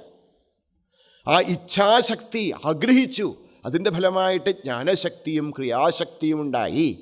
അങ്ങനെ സച്ചിദാനന്ദ സ്വരൂപനായിരിക്കുന്ന പരമാത്മാവിൽ എപ്പോഴാണോ മായാശക്തി, ഇച്ഛാജ്ഞാന ക്രിയാശക്തി, ആദിപരാശക്തിയുടെ ഉദ്ഭവമുണ്ടായത്, എപ്പോഴാണോ ആ ആദിപരാശക്തിയും പരാശക്തി ഈ പരമാത്മാവിൽ, അല്ലേ, എപ്രകാരമാണോ സമുദ്രത്തിൽ തിരമാലകളെന്ന പോലെ ആവിർഭൂതമായത്, അപ്പോൾ നമ്മൾ ആ സച്ചിദാനന്ദ പരമാത്മാവിനെ ഈശ്വരൻ എന്ന് വിളിക്കണം. ആരാണ് ഈശ്വരൻ? ഈശ്വരൻ സഗുണനാണ്. സഗുണം ചാലോ അവിടുത്തെ സർവജ്ഞനും, അല്ലേ, സർവശക്തനും സർവീശ്വരനും സർവാന്തര്യാമിയൊക്കെയാണ്. ഗുണങ്ങളുണ്ട്, സൃഷ്ടി സ്ഥിതി ലയങ്ങൾ നടത്താനുള്ള ശക്തിയുണ്ട്. പക്ഷേ അരൂപിയാണ്. അപ്പോൾ അരൂപിയായി, രൂപങ്ങളില്ലാത്തവനായി, സർവശക്തിമാനായി, എല്ലാത്തിൻ്റെയും ഉള്ളിൽ വ്യാപിച്ചിരിക്കുന്നതായ തത്വം. സഹസ്രശീർഷ പുരുഷ സഹസ്രാക്ഷ സഹസ്രപാദ് സഭൂമിം വിശ്വതോ വൃത്വാ അത്യതിഷ്ഠദശാങ്കുലം. ഈ കാണാകുന്ന പ്രപഞ്ചത്തെ മുഴുവൻ സൃഷ്ടിച്ചുകൊണ്ട് ആ പ്രപഞ്ചത്തിൽ ഉൾക്കൊണ്ടുകൊണ്ട് അതിനു അപരിയായിരിക്കുന്നതായ മഹാസത്വം, മഹാശക്തിമാൻ, അതാണ് നമ്മളുടെ ഈശ്വരീയമായ രണ്ടാമത്തെ ചിന്തനം. സഗുണ നിരാകാരം. ആകാരങ്ങളില്ല, ഗുണങ്ങളുണ്ട്. ഋഗ്വേദാദിയായിരിക്കുന്ന പല വേദഭാഗങ്ങളിലെയും ഈശ്വര സങ്കല്പം അങ്ങനെയാണ്. അവിടുത്തേക്ക് ഗുണങ്ങളുണ്ട്, അവിടുന്ന് എല്ലാത്തിലും വ്യാപിച്ചിരിക്കുന്നു, പക്ഷെ വ്യക്തമായ രൂപങ്ങളില്ല. ഇനിയാണ് മൂന്നാമത്തെ തലം. അപ്പോൾ നിർഗുണ നിരാകാരം ബ്രഹ്മം, സഗുണ നിരാകാരം ഈശ്വരൻ. ഇനി വരണു സഗുണ സാകാരം. ഈശ്വരൻ ഗുണങ്ങളും ആകാരവും ഉള്ളവനാണ്. പല പാശ്ചാത്യ മതങ്ങൾക്കും, പാശ്ചാത്യമല്ല അല്ലേ, എബ്രഹാമിക് റിലീജിയൻസ്, ഈ എബ്രഹാമിക് റിലീജിയൻസ് മെസപ്പൊട്ടോമിയയിൽ നിന്നും പിന്നെ സ്വരാഷ്ട്രീയന്മാരിൽ നിന്നും ഒക്കെ ഉൾക്കൊണ്ടതായ പല പല പല പല ആദർശങ്ങളെ ഒരുമിപ്പിച്ചുകൊണ്ടുണ്ടായ ഒരു സിസ്റ്റമാണ്. അവർ വിചാരിക്കണു ഈശ്വരൻ ഒരിക്കലും രൂപമെടുക്കാൻ സാധ്യമല്ല. There's no form for God. God is formless. നിരാകാരമാണ് ഈശ്വരൻ വിചാരിക്കണം. നമ്മളും പറയുന്നു അതെ, ഈശ്വരൻ നിരാകാരമാണ്, കുഴപ്പമില്ല. നോക്കൂ, അവരെന്താ പറയണത്? ഈശ്വരൻ സഗുണനാണ്, അവിടുന്നാണ് സൃഷ്ടിക്കുന്നതും ഭരിക്കുന്നതും ഒക്കെ, പക്ഷെ അദ്ദേഹത്തിന് രൂപമെടുക്കാൻ സാധ്യമല്ല എന്ന് പറയുന്നു. ഇവിടെയാണ് ഭാരതീയമായ ചിന്ത മുന്നോട്ട് വരുന്നത്. നിങ്ങൾ ഒരാളെ സർവശക്തൻ എന്ന് വിളിക്കുകയും എന്നിട്ട് അദ്ദേഹത്തിന് ഇതെല്ലാം ചെയ്യാൻ പറ്റുകയില്ല എന്ന് പറയുകയും ചെയ്താൽ അത് പരസ്പര വിരുദ്ധങ്ങളാണ്. നിങ്ങൾ നിങ്ങളുടെ സിദ്ധാന്തത്തെ തന്നെ തകർക്കുകയാണ്. നിങ്ങൾ ഈശ്വരനെ സർവശക്തൻ എന്ന് വിളിക്കുകയും ആ സർവശക്തനായിരിക്കുന്ന ഈശ്വരനെ രൂപമെടുക്കാൻ സാധിക്കുകയില്ല എന്നും പറഞ്ഞാൽ നിങ്ങൾ നിങ്ങളുടെ സിദ്ധാന്തത്തെ തന്നെ തകർക്കുകയാണ്. ഞങ്ങൾ ഈശ്വരനെ സർവശക്തനായി കരുതുന്നു. എന്താ സർവശക്തൻ? കർത്തും അകർത്തും അന്യഥാകർത്തും ച ശക്യതേ. ചെയ്യാനും ചെയ്യാതിരിക്കാനും വേറൊരു വിധത്തിലൊക്കെ ചെയ്യാൻ പറ്റുന്ന ഒരാളെ മാത്രമേ നമുക്ക് സർവശക്തൻ എന്ന് പറയാൻ പറ്റുള്ളൂ. അപ്പോൾ ഭഗവാൻ സർവശക്തനാണെങ്കിൽ ഭഗവാന് രൂപമെടുക്കാം. ഭഗവാൻ രൂപമെടുക്കുന്നുണ്ട്. എന്തുകൊണ്ട്? അദ്ദേഹത്തിൻ്റെ ഇച്ഛ, സ്വേച്ഛാ നിർമ്മിതതനു. രാമായണം പറയണു, തുളസിദാസ് ജി, സ്വേച്ഛാ നിർമ്മിതതനു. അവരുടെ രൂപം എങ്ങനെയാണ്? അവർ നമ്മളെപ്പോലെ കർമ്മങ്ങളെ കൊണ്ടല്ല രൂപമെടുക്കുന്നത്. ഭഗവാൻ അവരവരുടേതായിട്ട് ഇച്ഛ കൊണ്ട് അവർ പല പല രൂപങ്ങൾ എടുക്കുന്നു. അങ്ങനെയാണ് ബ്രഹ്മ വിഷ്ണു മഹേശ്വരാദികളായിരിക്കുന്ന രൂപങ്ങൾ. ഇനി ഈ സഗുണസാകാരമായിരിക്കുന്ന രൂപത്തിൻ്റെ കുറച്ചുകൂടെ ഘനീഭൂതമായ തലങ്ങളാണ് അവതാരങ്ങൾ. നമ്മൾ ഹിന്ദുമതം അവതാരത്തിൽ വിശ്വസിക്കുന്നു. എന്താ പറഞ്ഞതിൻ്റെ അർത്ഥം? ഭഗവാന് മനുഷ്യരൂപമെടുക്കാൻ സാധിക്കും. എന്തുകൊണ്ട്? അവിടുന്ന് സർവശക്തനായതിനാൽ. അവിടുന്ന് പല വിധങ്ങളായിരിക്കുന്ന അവതാരങ്ങൾ, അംശാവതാരം, കലാവതാരം, പൂർണ്ണാവതാരം, പിന്നെ ആവേശാവതാരം, അർച്ചാവതാരം, സ്ഫൂർത്യവതാരം, അങ്ങനെ പല തലത്തിലുള്ളതായ അവതാരങ്ങളെടുത്ത് കേളിയാടിക്കൊണ്ടിരിക്കുന്നു എന്ന് നമ്മളെല്ലാവരും വിശ്വസിക്കുന്നു. ഇതിനെയാണ് സഗുണസാകാരം എന്ന് പറയുന്നത്. അപ്പോൾ ഭഗവാൻ സഗുണനിരാകാരനാണ്, നിർഗുണനിരാകാരനാണ്, സഗുണനിരാകാരനാണ്, സഗുണസാകാരനും ആണ്. ഇതാണ് നമ്മുടെ ഭക്തി സിദ്ധാന്തം. ഭഗവാന് ഈ ഏത് തലത്തിലും, ഭഗവാൻ ഈ എല്ലാ തലങ്ങളിലും അസ്തിത്വമുണ്ട്. നമുക്കിനി ശ്രീമദ് ഭഗവത്ഗീതയിൽ ഭഗവാനെ കുറിച്ചിട്ട് അനേകം ശ്ലോകങ്ങളുണ്ട് അല്ലേ? 11-ാം അധ്യായം ഭഗവാന്റെ വിശ്വരൂപ ദർശനമാണ്. അത് മുഴുവൻ ഭഗവാനെക്കുറിച്ച് തന്നെയാണ്. മാത്രമല്ല ആദ്യന്തമായിട്ട് പലയിടത്തും ഭഗവാന്റെ സ്വരൂപത്തെ നമുക്ക് വ്യക്തമാക്കി തരുന്നുണ്ട്. അപ്പോൾ അത് മുഴുവനൊന്നും വായിക്കാനും പഠിക്കാനും സമയമില്ലാത്തത് കൊണ്ട് നമ്മൾ വെറുതെ ഒരു 3 ശ്ലോകങ്ങൾ. അപ്പോൾ ഭക്തിശാസ്ത്രത്തിലേക്ക് പ്രവേശിക്കുമ്പോൾ ആദ്യം ഭഗവാൻ ആരാണെന്നറിയണം, ഭക്തൻ ആരാണെന്നറിയണം, ഭക്തി എന്താണെന്നറിയണം, ഭക്തിയിലൂടെ നമുക്ക് ഭഗവാനെ പ്രാപിക്കുന്നതിനുള്ള വഴികൾ അറിയണം. ഇത് 4 നമുക്ക് അറിയേണ്ടത്. അപ്പം ആദ്യമായിട്ട് എന്താണ് ശ്രീമദ് ഭഗവത്ഗീതയിലെ ഭഗവത് സിദ്ധാന്തം? ആരാണ് ശ്രീമദ് ഭഗവത്ഗീതയിലെ ഭഗവാൻ?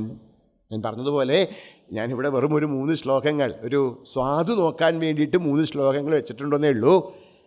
അല്ലാതെ ഇതിനുമപ്പുറം ഭഗവത്ഗീതയിൽ വലിയതായി ഈ 3 തലങ്ങൾ, ഞാനിപ്പോൾ സംസാരിച്ചതായ 3 തലങ്ങൾ, ഇതിനുമപ്പുറമായിട്ട് സമഷ്ടി ഈ കാണാകുന്ന പ്രപഞ്ചമായിരിക്കുന്ന ഭഗവാൻ, അതൊക്കെ നമ്മുടെ മുമ്പിൽ വരുന്നുണ്ട്. അപ്പോൾ പ്രധാനമായിട്ടും ഗീതയിലെ ജസ്റ്റ് ഒരു നമുക്കൊരു പ്രവേശത്തിന് വേണ്ടി 3 ഭാവങ്ങളെ നമ്മൾ ഈ ശ്ലോകങ്ങൾ, വെറും 3 ശ്ലോകങ്ങളെ സമയത്തിൻ്റെ പരിധി കാരണം കൊണ്ട് 3 ശ്ലോകങ്ങൾ ഇവിടെ കാണിക്കണു. നിങ്ങളുടെ മിക്കവരുടെ കയ്യിലും ഈ പേപ്പർ ഉണ്ടെന്ന് വിചാരിക്കണു. ഇല്ലെങ്കിൽ തീർച്ചയായിട്ടും നമുക്കത് ചോദിച്ചു കഴിഞ്ഞാൽ കിട്ടുകയും ചെയ്യും. ഞാൻ ചൊല്ലിത്തരാം, ഏറ്റു ചെല്ലുക. ആരാണ് ഭഗവാൻ? 3 ശ്ലോകങ്ങളാണ് ഞാൻ ചൊല്ലിത്തരാം, അത് ഏറ്റു ചെല്ലുക. എന്നിട്ട് നമുക്ക് അതിനെക്കുറിച്ചിട്ട് ചിന്തിക്കാം. മഹാത്മാനസ്തു മാം പാർത്ഥ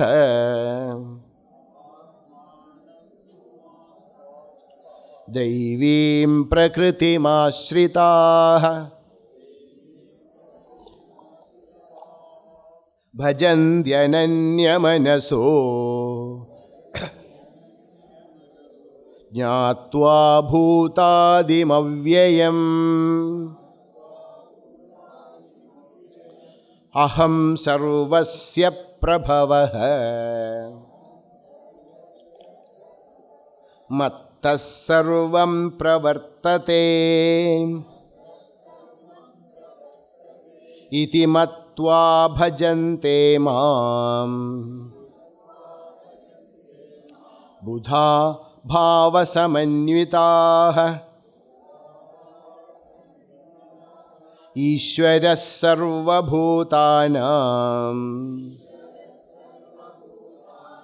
ഹൃദ്ദേശേऽർജുന തിഷ്ഠതി ഭ്രാമയൻ സർവഭൂതാനി യന്ത്രാരൂഢാനി മായയാ. നമുക്ക് ഒരുമിച്ച് ചെല്ലാം. മഹാത്മാനസ്തു മാം പാർത്ഥ ദൈവീം പ്രകൃതിം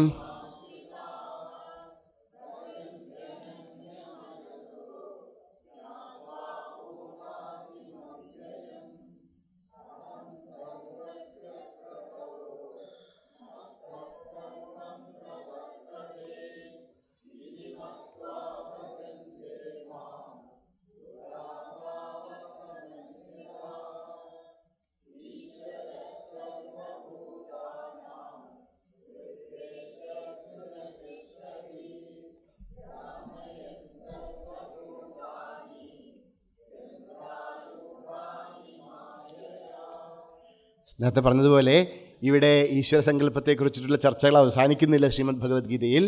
ഇത് പഠിക്കണമെങ്കിൽ 11-ാം അധ്യായം മുഴുവൻ പഠിക്കേണ്ടി വരും. നമുക്ക് 10-ാം അധ്യായം മുഴുവനും ഭഗവാന്റെ വിഭൂതിയാണ്. അപ്പം ഇവിടെ കുറച്ചൊരു സ്വാദ് നോക്കാൻ വേണ്ടി മാത്രം. ആരാ ഭഗവാൻ? ഭഗവാൻ പറയാണ്, ആരാണ് ഈശ്വരൻ? ഹേ പാർത്ഥ, മഹാത്മാനഃ തു ദൈവീം പ്രകൃതിം ആശ്രിതാഃ മാം അവ്യയം ഭൂതാദിം ജ്ഞാത്വാ അനന്യമനസഃ ഭജന്തി. സോ ഞാനിവിടെ ഈ ശ്ലോകങ്ങൾ എടുക്കാൻ കാരണം ഭക്തിയുമായി ബന്ധപ്പെട്ടുകൊണ്ട് ഭഗവാൻ പറയാം, മാം ഭജന്തി, എന്നെ ഭജിക്കണു. ആരാണ് എന്നെ ഭജിക്കുന്നത്? മഹാത്മാനഃ. ആർക്കേ ഭഗവാനെ ഭജിക്കാൻ പറ്റൂ? മഹാത്മാക്കൾക്കേ ഭജിക്കാൻ പറ്റൂ. അയ്യോ, അപ്പോൾ നമുക്കൊന്നും ഭഗവാനെ ഭജിക്കാൻ പറ്റില്ലേ? അങ്ങനെയല്ല, നമ്മളും ഭഗവാനെ ഭജിച്ചാൽ നമ്മളും മഹാത്മാക്കളാണ്. മഹാത്മാ എന്ന് പറഞ്ഞാൽ പ്രത്യേകിച്ച് വേറൊന്നുമില്ല. അവരുടെ തലയുടെ പിന്നിൽ ഇങ്ങനെ പ്രകാശം ഉണ്ടാവുകയെ ഒന്നുമില്ല. നോക്കൂ, ഒന്ന് ആലോചിച്ച് നോക്കൂ. ഭഗവാൻ ശ്രീരാമകൃഷ്ണദേവനാകട്ടെ, ചട്ടമ്പിസ്വാമികളാകട്ടെ, ശ്രീനാരായണ ഗുരുദേവനാകട്ടെ, അല്ലെങ്കിൽ രമണ മഹർഷിയാകട്ടെ, അല്ലെങ്കിൽ നമ്മൾ ഈ ലോകത്തെ മഹാത്മാക്കളാണെന്ന് വിചാരിച്ച് എല്ലാവരെയും ഒന്ന് മനസ്സിൽ ചിന്തിച്ചു നോക്കൂ. ഇനി ഇവരും നമ്മളും തമ്മിൽ എന്താ വ്യത്യാസം? എന്താ സ്വാമി പറയണത്? അവരെവിടെ കിടക്കണു, നമ്മളെവിടെ കിടക്കണു? ശരിയാണ്, അതൊന്ന് ആലോചിച്ച് നോക്കൂ. അവരുടെ ശരീരം പഞ്ചഭൂതാത്മകമാണല്ലേ? പഞ്ചഭൂതങ്ങളെ കൊണ്ടുണ്ടാക്കിയതാണ് അവരുടെ ശരീരം. നമ്മുടെ ശരീരം എന്തുകൊണ്ടുണ്ടാക്കിയിരിക്കുന്നതാണ്? പഞ്ചഭൂതങ്ങളെ കൊണ്ടുണ്ടാക്കിയിരിക്കുന്നതാണ്. അവരുടെ ആത്മാവ് അതാര് തന്നെയാണ്? ആ സച്ചിദാനന്ദ സ്വരൂപനായ ആത്മാവ് തന്നെയാണ്. നമ്മുടെയോ? അതേ തന്നെയാണ്. അങ്ങനെയെങ്കിൽ നമ്മളും ഈ മഹാത്മാക്കളും തമ്മിൽ എന്താ വ്യത്യാസം? എവിടെയാ വ്യത്യാസം? മനസ്സിൽ മാത്രമാണ്. നമ്മളും അവരും തമ്മിൽ വ്യത്യസ്തരായിരിക്കുന്നത് നമ്മുടെ മനസ്സിൻ്റെ തലത്തിലാണ്. അതുകൊണ്ട് ഉപനിഷത്ത് പറയണു, മനയേവ മനുഷ്യാണാം കാരണം ബന്ധമോക്ഷയോഹോ ബന്ധായ വിഷയാസക്തം മുക്തം നിർവിഷയം സ്മൃതം. എപ്പോഴാണ് നമ്മുടെ മനസ്സ്? അത്രയുള്ളൂ വ്യത്യാസം. നോക്കൂ, സത്യത്തിൽ നമ്മളെല്ലാവരും സച്ചിദാനന്ദ സ്വരൂപനായ പരമാത്മാവാണ്. ഇനി എപ്പോഴെങ്കിലും സച്ചിദാനന്ദ രൂപനായ പരമാത്മാവിലാവലല്ല, ഇപ്പോൾ അതാണ്. പക്ഷേ നമുക്കറിയാൻ പറ്റുന്നില്ല. എന്തുകൊണ്ട്? നമ്മുടെ അന്ധഃകരണത്തിലുള്ളതായ ശുദ്ധ്യാദികളെ കൊണ്ട്, മലം, വിക്ഷേപം, ആവരണം മുതലായവയെ കൊണ്ട് നമുക്കറിയാൻ സാധിക്കണില്ല. പറയാണ് മഹാത്മാനഃ ദൈവീം പ്രകൃതിമാശ്രിതാഃ. പക്ഷെ എപ്പോഴാണോ നമ്മൾ എൻ്റെ ഭഗവാൻ, ശ്രീ ഭഗവാൻ മാത്രമേ ഉള്ളൂ നമുക്ക് ആശ്രയം, ഭഗവാനല്ലാതെ വേറൊന്നുമില്ല എന്ന് മനസ്സിലാക്കി, അല്ലേ? 16-ാം അധ്യായത്തിലൂടെ നമ്മൾ പറയുന്ന അഭയം, സത്വസംശുദ്ധി, ജ്ഞാനയോഗ വ്യവസ്ഥിതി, അഹിംസ ഇത്യാദികളായിരിക്കുന്ന വിവിധ 26 ഗുണങ്ങളെ അറിഞ്ഞ്, സത്യം, അക്രോധം, ദാനം, ദയ മുതലായിരിക്കുന്ന 26 ഗുണങ്ങൾ മനസ്സിലാക്കി പതുക്കെ പതുക്കെ നമ്മുടെ ഉള്ളിൽ ആ ദൈവീക സമ്പത്തിയെ വളർത്തുന്നത്. പറയാണ് ഭഗവാൻ ദൈവീം പ്രകൃതിം ആശ്രിതാഃ. എപ്പോഴാണോ നമ്മൾ ദൈവീകമായിരിക്കുന്ന പ്രകൃതിയെ, നമ്മുടെ സാത്വിക ഭാവങ്ങളിലേക്ക് നമ്മൾ തിരിയുന്നത്, അപ്പം എന്തു ചെയ്യണു? അപ്പോൾ ഭജന്തി, അപ്പോൾ നമുക്ക് ഭജിക്കാൻ പറ്റും. ആരെ? ഭഗവാനെ. എങ്ങനെ? അനന്യമനസ്കഃ. നമ്മുടെ മനസ്സ് വേറെ ഒരു വിഷയങ്ങളിലേക്കും പോകാതെ സച്ചിദാനന്ദരൂപനായിരിക്കുന്ന ഭഗവാനിലേക്ക് നമ്മുടെ മനസ്സ് ഒഴുകും. നമുക്ക് ഭഗവാനെ ഭജിക്കാനാകും. ആരാണ് ഭഗവാൻ? ഭഗവാൻ ഭഗവാൻ എന്ന് പറയണു. അയ്യോ, ആരാണ് ഈ ഭഗവാൻ? പറയണു ഭഗവാൻ അവ്യയം ഭൂതാദിം ജ്ഞാത്വ. ഇവിടെ 2 വിഷയങ്ങളാണ് നമ്മുടെ മുമ്പിൽ വയ്ക്കുന്നത്. ഞാൻ നേരത്തെ പറഞ്ഞതുപോലെ നിർഗുണ നിരാകാരമായിരിക്കുന്ന ബ്രഹ്മതത്വം തന്നെയാണ് ഭഗവാൻ. അതാണ് അവ്യയം. വ്യയമില്ലാത്തത്, യാതൊരു വിധത്തിലുള്ള മാറ്റങ്ങൾക്കും കാരണമാകാതെ എല്ലാത്തിനും ആധാരമായിരിക്കുന്ന ബോധരൂപനാണ് ഭഗവാൻ. അപ്പോൾ അവ്യയം എന്നുള്ള പദം കൊണ്ട് ആ നിർഗുണ നിരാകാരമായ ഭാവത്തെ ഭഗവാൻ കാണിച്ചു. എന്നിട്ട് പറയാണ് ആ നിർഗുണ നിരാകാരം മാത്രമല്ല ഈശ്വരൻ, പിന്നെയോ ഭൂത ആദിം, ഈ ലോകത്തിൻ്റെ മുഴുവൻ ആദിയാണ്. യതോവാ ഇമാനി ഭൂതാനി ജായന്തേ യേന ജാതാനി ജീവന്തി യത് പ്രയന്ത്യഭിസംവിശന്തി തദ് വിജിജ്ഞാസസ്വ തദ് ബ്രഹ്മേതി. ആരാണ് ഈശ്വരൻ? എവിടെ നിന്നാണോ യതോവാ ഇമാനി ഭൂതാനി ജായന്തേ, എവിടെ നിന്നാണോ ഈ ഭൂതങ്ങളെല്ലാം ഉത്ഭവിക്കുന്നത്, എവിടെയാണോ ഈ ജീവജാലങ്ങൾ, ഈ പ്രപഞ്ചം നിലനിൽക്കുന്നത്, എന്തിലേക്കാണോ ഒടുക്കം ഇതെല്ലാം ചെന്നടയുന്നത്, ആ തത്വമാണ് ഈ സൃഷ്ടി സ്ഥിതി ലയം. ഇല്ലേ? ഈ സൃഷ്ടി സ്ഥിതി ലയങ്ങൾ സംഭവിക്കുന്നത് എന്തുകൊണ്ടാണ്? മായാശക്തിയെ കൊണ്ടാണ്. എപ്പോഴാണോ പരമാത്മാവിൽ മായാശക്തി കൂടി ചേരുന്നത്, അപ്പോഴോ അവിടുന്ന് ഈശ്വരനായിത്തീരുന്നു, അവിടുന്ന് ഭൂതാദിയായിത്തീരുന്നു. അപ്പോൾ 2 തലങ്ങൾ, സഗുണ നിരാകാരമായിരിക്കുന്ന ഈശ്വരതലവും നിർഗുണ നിരാകാരവും സഗുണ നിരാകാരവും, 2ഉം ഇവിടെ ഈ ശ്ലോകത്തിൽ നമുക്ക് ഭഗവാൻ സൂചിപ്പിക്കുകയാണ്. അപ്പോൾ ഭഗവാന്റെ 2 തലങ്ങൾ. ഏതാ 2 തലങ്ങൾ? ഒന്ന് നിർഗുണ നിരാകാരമായ പരമാത്മ അവ്യയം, പിന്നെ സഗുണ നിരാകാരമായിരിക്കുന്ന ഭൂതാദി, ഈ ലോകത്തിലെല്ലാത്തിനും കാരണമായിരിക്കുന്നവൻ. ഇനി അങ്ങനെയുള്ളതായ ഈശ്വരനെ നമുക്കെല്ലാവർക്കും അറിയാം, നമുക്ക് എല്ലാവർക്കും സാക്ഷാത്കരിക്കാം. എങ്ങനെ? നമ്മൾ എപ്പോഴാണോ ദൈവീ പ്രകൃതിയെ ആശ്രയിക്കുന്നത്, നമ്മുടെ ഉള്ളിൽ ദൈവീകങ്ങളായ ഗുണങ്ങളുണ്ടാകുന്നത്, നമ്മിൽ ഭഗവാനിൽ ഭക്തിയും സമർപ്പണവും ഉണ്ടാകുന്നത്, അപ്പോൾ അനന്യമനസ്സനായിത്തീരും. നമ്മൾ മറ്റു കാര്യങ്ങളൊക്കെ നമ്മുടെ മനസ്സിന് വിട്ടുപോയി തുടങ്ങും. മനസ്സ് ഭഗവതാകാരമായി തീർന്ന് ആദ്യം സഗുണ നിരാകാരമായിരിക്കുന്ന ഈശ്വരനെയും പിന്നെ നിർഗുണ നിരാകാരനായിരിക്കുന്ന പരമാത്മാവിനെയും സ്വന്തമാത്മാവായി അറിഞ്ഞ് അവർ മുക്തരായിത്തീരുന്നു. അപ്പോൾ ഈ 2 തലങ്ങളാണ് ഈ ശ്ലോകത്തിൽ ഭഗവാൻ നമുക്ക് ഉപദേശിക്കുന്നത്. ഇനി അടുത്ത ശ്ലോകത്തിലോ പറയാണ് അഹം സർവസ്യ പ്രഭവഃ മത്തഃ സർവം പ്രവർത്തതേ ഇതി മത്വാ ബുധാഃ ഭാവസമന്വിതാഃ മാം ഭജന്തേ.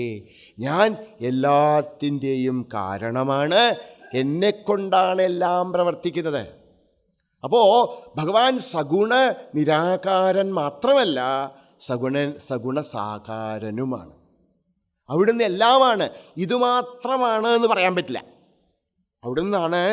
ഇനി പറയാണ്, വളരെ മനോഹരമായൊരു മന്ത്രമുണ്ട് രുദ്രത്തിൽ പറയാണ്, പലപ്പോഴും ആൾക്കാർ വിചാരിക്കണു, അയ്യോ എനിക്ക് ഈശ്വരനെ കാണാൻ പറ്റുന്നില്ലല്ലോ, ഞാൻ ഈശ്വരനെ കണ്ടിട്ടില്ലല്ലോ.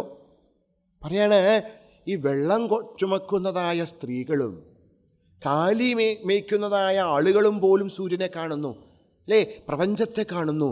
അവരെല്ലാം കാണുന്നത് ഈശ്വരനെ തന്നെയാണ്. ഈശ്വരൻ എന്ന് പറഞ്ഞ നമ്മുടെ സനാതനധർമ്മത്തിലെ ഈശ്വരൻ എവിടെയാണ്? ഈ ലോകം മുഴുവനും വ്യാപ്തമായിരിക്കും. നമ്മൾ ഈ പ്രപഞ്ചത്തെ കാണുന്നുണ്ടോ? സൂര്യനെയും ചന്ദ്രനെയും നക്ഷത്രങ്ങളെയും അലയാഴികളെയും ഒക്കെ കാണുന്നുണ്ടോ? ഇതൊക്കെ എന്താണ്? സത്യത്തിൽ ഇതെല്ലാം ഈശ്വര വിഭൂതികളാണ്. ആരാണോ ഇതറിയുന്നത് അവൻ ഈശ്വരനെ കണ്ടു കഴിഞ്ഞു. ഞാൻ ഉദിച്ചു വരുന്നതായ സൂര്യനെ കണ്ടിട്ട് ആ ഉദിച്ചു വരുന്ന സൂര്യൻ്റെ ആ മാഹാത്മ്യവും സൗന്ദര്യവും ഒക്കെ മനസ്സിൽ ഉദിക്കുമ്പോൾ എൻ്റെ മനസ്സൊരു നിമിഷം കൊണ്ട് മാറിപ്പോയിട്ട് മനസ്സിലാവാണ്, ഇതാരാണ്? ഇത് വേറെ ആരുമല്ല. ഈ ഉദിച്ചു വരുന്നത് സച്ചിദാനന്ദരൂപനായ പരമാത്മാവ് തന്നെയാണ്. ഞാൻ എപ്പോഴാണോ അനന്തമായിരിക്കുന്ന ആകാശത്തിൽ നക്ഷത്രങ്ങളുടെ താരകങ്ങളുടെ സുവർണമാലയെ കാണുന്നത്, എന്തൊരു മനോഹരമായിരിക്കുന്ന ആകാശം, അഗാധവും അനന്തവുമായിരിക്കുന്ന സമുദ്രം, ദേവതാത്മാവായിരിക്കുന്ന ഹിമാലയ നിരകൾ, എന്തിനെ കാണുമ്പോഴും ഇപ്പം നമുക്ക് അത്രയേ പറ്റുള്ളൂ. ഇപ്പം നമുക്ക് മഹത്തായവയെ കാണുമ്പോൾ നമുക്ക് എന്ത് ചെയ്യാൻ പറ്റും? ഈശ്വര സാന്നിധ്യം അനുഭവിക്കാൻ പറ്റും. അതുകൊണ്ടാണ് നമുക്ക് ഇവയെല്ലാം കാണുമ്പോൾ നമ്മുടെ മനസ്സ് നിശ്ചേഷ്ടമായി പോകുന്നത്. ആ സൂര്യൻ ഉദിക്കുന്ന ആ സമുദ്രത്തെ കാണുന്ന കുറച്ച് നിമിഷങ്ങൾ നമ്മുടെ മനസ്സ് നിശ്ചേഷ്ടമായി തീരും. നമ്മുടെ മനസ്സിന് വലിയതായ ആനന്ദമുണ്ടാകും. എന്തുകൊണ്ട്? അറിഞ്ഞോ അറിയാതെയോ നമ്മൾ കാണുന്നത് ശ്രീ ഭഗവാനെയാണ്. ഒരിക്കൽ ശ്രീരാമകൃഷ്ണദേവൻ കൽക്കത്തയിലെ സൂ ആരംഭിച്ചു, മൃഗശാല ആരംഭിച്ചു. അപ്പം അദ്ദേഹം പറഞ്ഞു, എനിക്കും പോയി കാണണം. അപ്പം അവർ പറഞ്ഞു, വെറുതെ പോകണ്ട, പോയി കഴിഞ്ഞ് കഴിഞ്ഞാൽ അവിടെ ഇരുന്നിട്ട് അങ്ങ് സമാധി പോവും, പിന്നെ വലിച്ചുകൊണ്ട് വരാനൊക്കെ വലിയ ബുദ്ധിമുട്ടാണ്. അതൊന്നും പറ്റില്ല, എനിക്ക് കാണണം. കൊച്ചു കുഞ്ഞുങ്ങളെപ്പോലെയാണ് മഹാത്മാക്കൾ. അപ്പോൾ ശരി എന്നും പറഞ്ഞിട്ട് സൂ കാണാൻ പോയി. മൃഗശാലയിൽ പൈസയെ കൊടുത്ത് അകത്ത് കിടന്നു. അപ്പം ആദ്യത്തെ കൂട്ടിൽ തന്നെ സിംഹമാണ്. അപ്പോൾ ശ്രീരാമകൃഷ്ണൻ വന്നു, ആ സിംഹത്തെ കണ്ടു, ഇത് നോക്കി സമാധിയിലേക്ക് പോയി. ഗാഠമായിരിക്കുന്ന സമാധിയിലേക്ക് ഭഗവാൻ ലയിച്ചു. അപ്പോൾ അങ്ങനെ ലയിക്കുമ്പോൾ അദ്ദേഹത്തെ ശരീരമൊക്കെ നിശ്ചേഷ്ടമായി തീരെ താഴെ വീഴും. അപ്പോൾ ഉടനെ ആൾക്കാർ താങ്ങിക്കൊണ്ട് കുറച്ച് നേരമൊക്കെ നോക്കിയിട്ടും ഭഗവാൻ പുറത്തു വരുന്നില്ല. പിന്നെ തിരിച്ചു കൊണ്ടുപോയി ദക്ഷിണേശ്വരത്തേക്ക്. അത് കഴിഞ്ഞ് കുറേ സമയം കഴിഞ്ഞിട്ടാണ് ഭഗവാൻ ആ സമാധിയിൽ നിന്ന് പുറത്തു വന്നത്. അപ്പോൾ ആൾക്കാർ ചോദിച്ചു, അപ്പോഴേ പറഞ്ഞതാണ് വെറുതെ പോണ്ടാന്ന്. ഇപ്പം എന്താ പറ്റിയേ? ആ സിംഹത്തെ കണ്ടപ്പോൾ എന്താ അങ്ങനെ ബോധം കെട്ടേ? പറഞ്ഞു, ഞാൻ ബോധം കെട്ടതല്ല, എപ്പോഴാണോ ഞാൻ ആ സിംഹത്തെ കണ്ടത്, ആ ഗാംഭീര്യം, റോയൽ ആ ഒരു അവസ്ഥ ഞാൻ കണ്ടപ്പോൾ ഉടനെ ഞാൻ സിംഹവാഹിനിയെ ഓർത്തു. സിംഹത്തെ കണ്ടപ്പോൾ ആ സിംഹത്തിൻ്റെ പുറത്തിരുന്നു കൊണ്ട് എഴുന്നള്ളുന്നവളായ സാക്ഷാൽ ജഗദംബികയെ, സിംഹവാഹിനിയെ ഓർത്തു. സിംഹവാഹിനിയെ ഓർത്തോടുകൂടെ എൻ്റെ മനസ്സ് സിംഹവാഹിനിയിൽ ലയിച്ചു. ശരീരം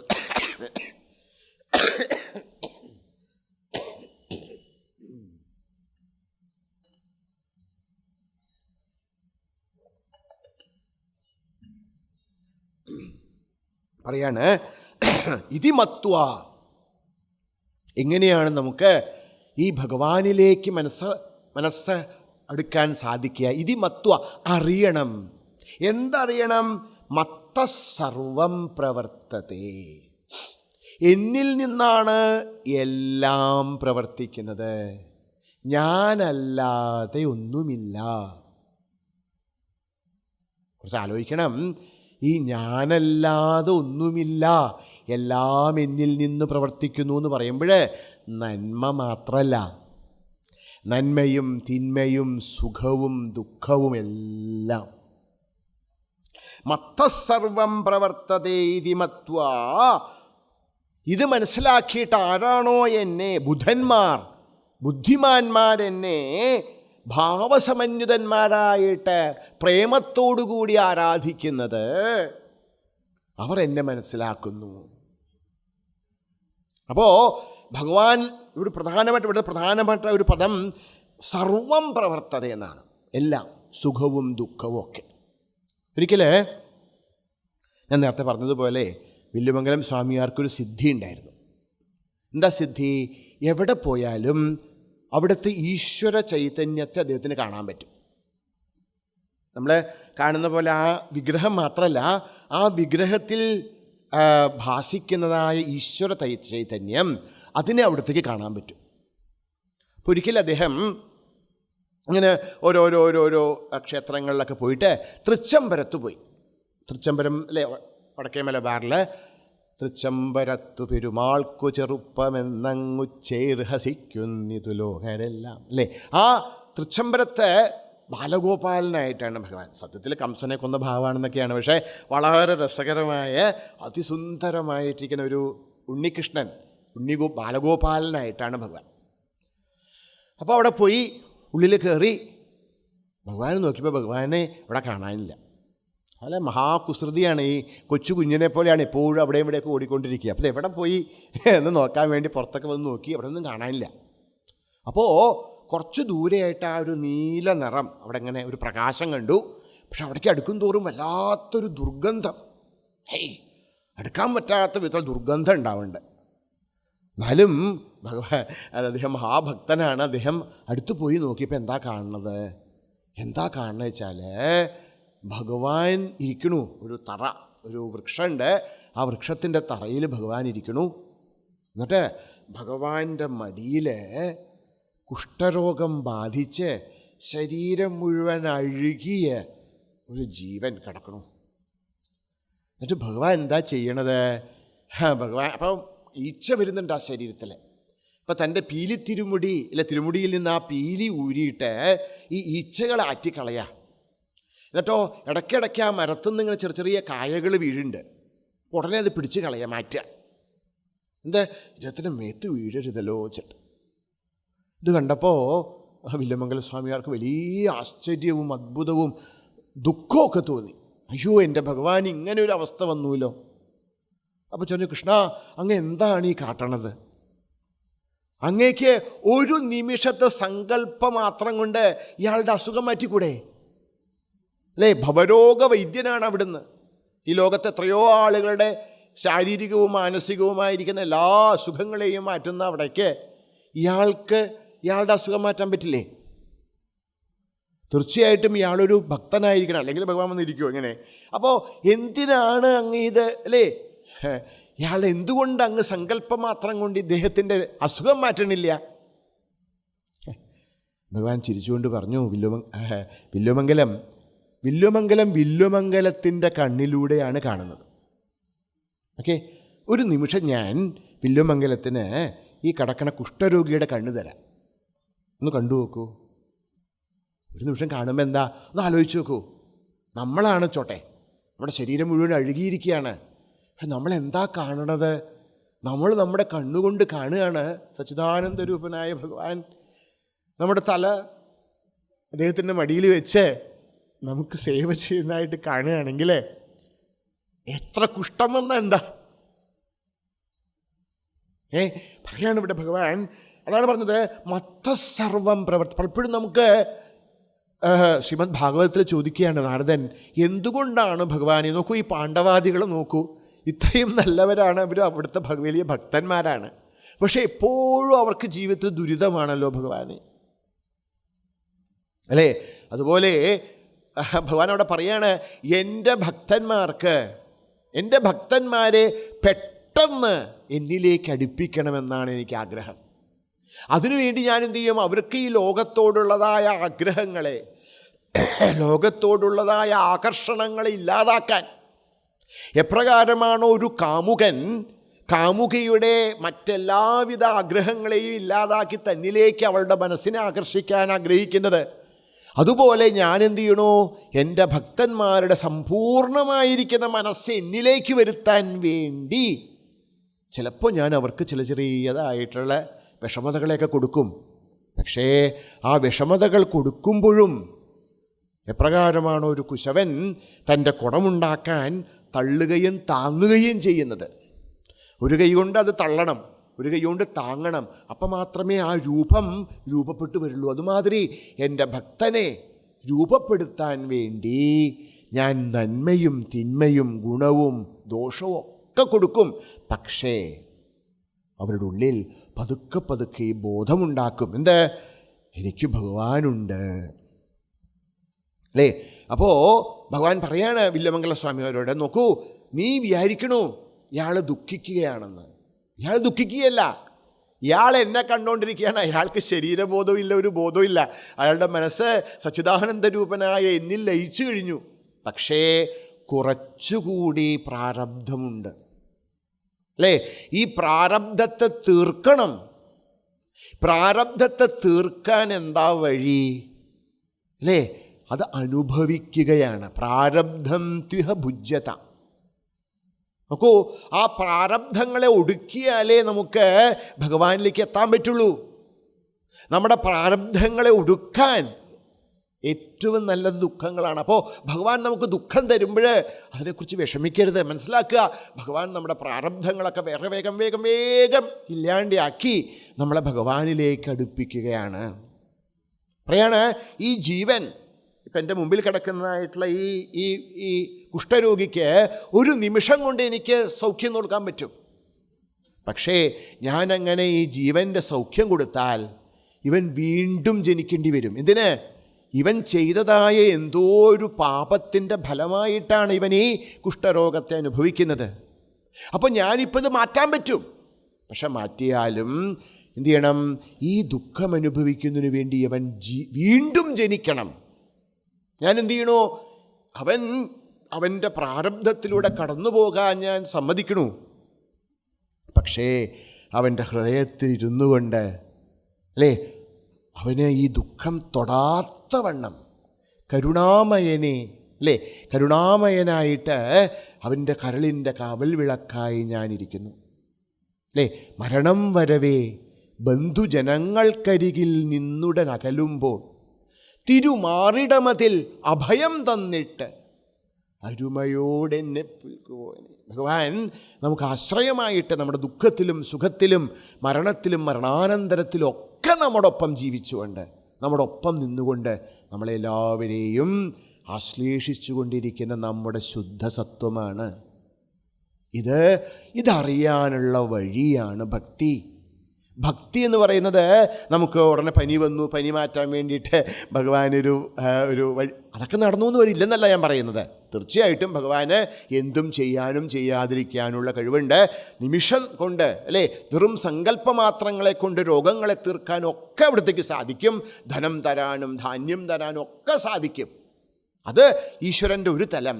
പക്ഷെ ഒരു ഭക്തൻ ഈശ്വരനെ ആഗ്രഹിക്കുന്നത് എവിടത്തേക്കാണ്? അവിടുത്തെ പരമമായ രൂപത്തെ, അനുഭൂതിയെ നമുക്ക് നൽകാനാണ്. അപ്പം അതിനൊരു പക്ഷേ ചെറുതായ വിഷമങ്ങളുണ്ടായി എന്ന് വരികിലും ആ വിഷമങ്ങൾക്കുള്ളിലൂടെ നമ്മൾ ആ വിഷമങ്ങളിലൂടെ കടന്നു പോകുമ്പോൾ നമുക്ക് കാണാൻ പറ്റും ഭഗവാന്റെ യഥാർത്ഥമായിരിക്കുന്ന കാരുണ്യം. ഭഗവാൻ കരുണാമയനാണെന്നൊക്കെ നമ്മളിങ്ങനെ കേൾക്കണേ ഉള്ളൂ. പക്ഷേ നമുക്ക് ഈശ്വരനിൽ സമ്പൂർണമായ സമർപ്പണവും ഭക്തിയും ഉണ്ടാവുമ്പോൾ നമ്മൾ ഈ കഷ്ടപ്പാടുകളിൽ ദുരിതങ്ങളിലൂടെ കടന്നു പോകുമ്പോൾ നമുക്ക് കാണാൻ പറ്റും നമ്മൾക്ക് ഒരിക്കലും പലപ്പോഴും എന്താ പറയുക, ആ ഘട്ടം കടന്നു പോയിട്ട് തിരിച്ച് നോക്കുമ്പോൾ നമുക്ക് തോന്നും, ഈശ്വര, ഞാൻ എങ്ങനെയാണ് ആ ഘട്ടം കടന്നുപോയത് അല്ലേ? പ്രസിദ്ധമായിട്ടൊരു കഥയുണ്ടല്ലോ.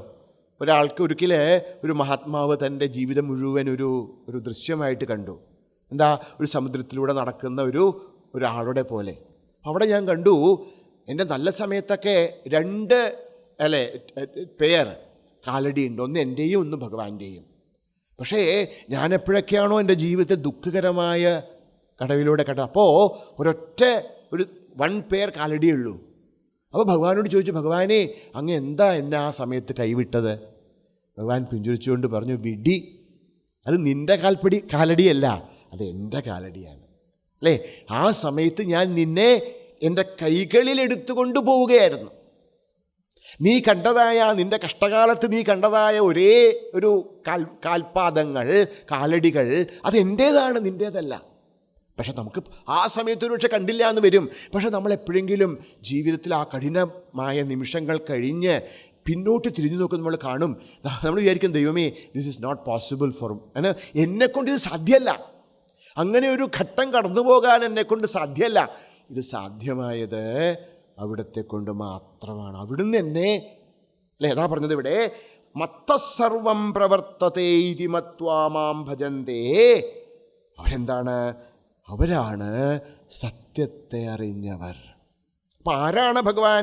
ആരിൽ നിന്നാണോ പ്രപഞ്ചമുണ്ടാകുന്നത്, ആരിലാണോ പ്രപഞ്ചം നിലനിൽക്കുന്നത്, ആരിലേക്കാണോ ഭഗവാൻ ഈ പ്രപഞ്ചം തിരിച്ചു പോകുന്നത്, ആ ഈശ്വരനാണ് ഭഗവാൻ.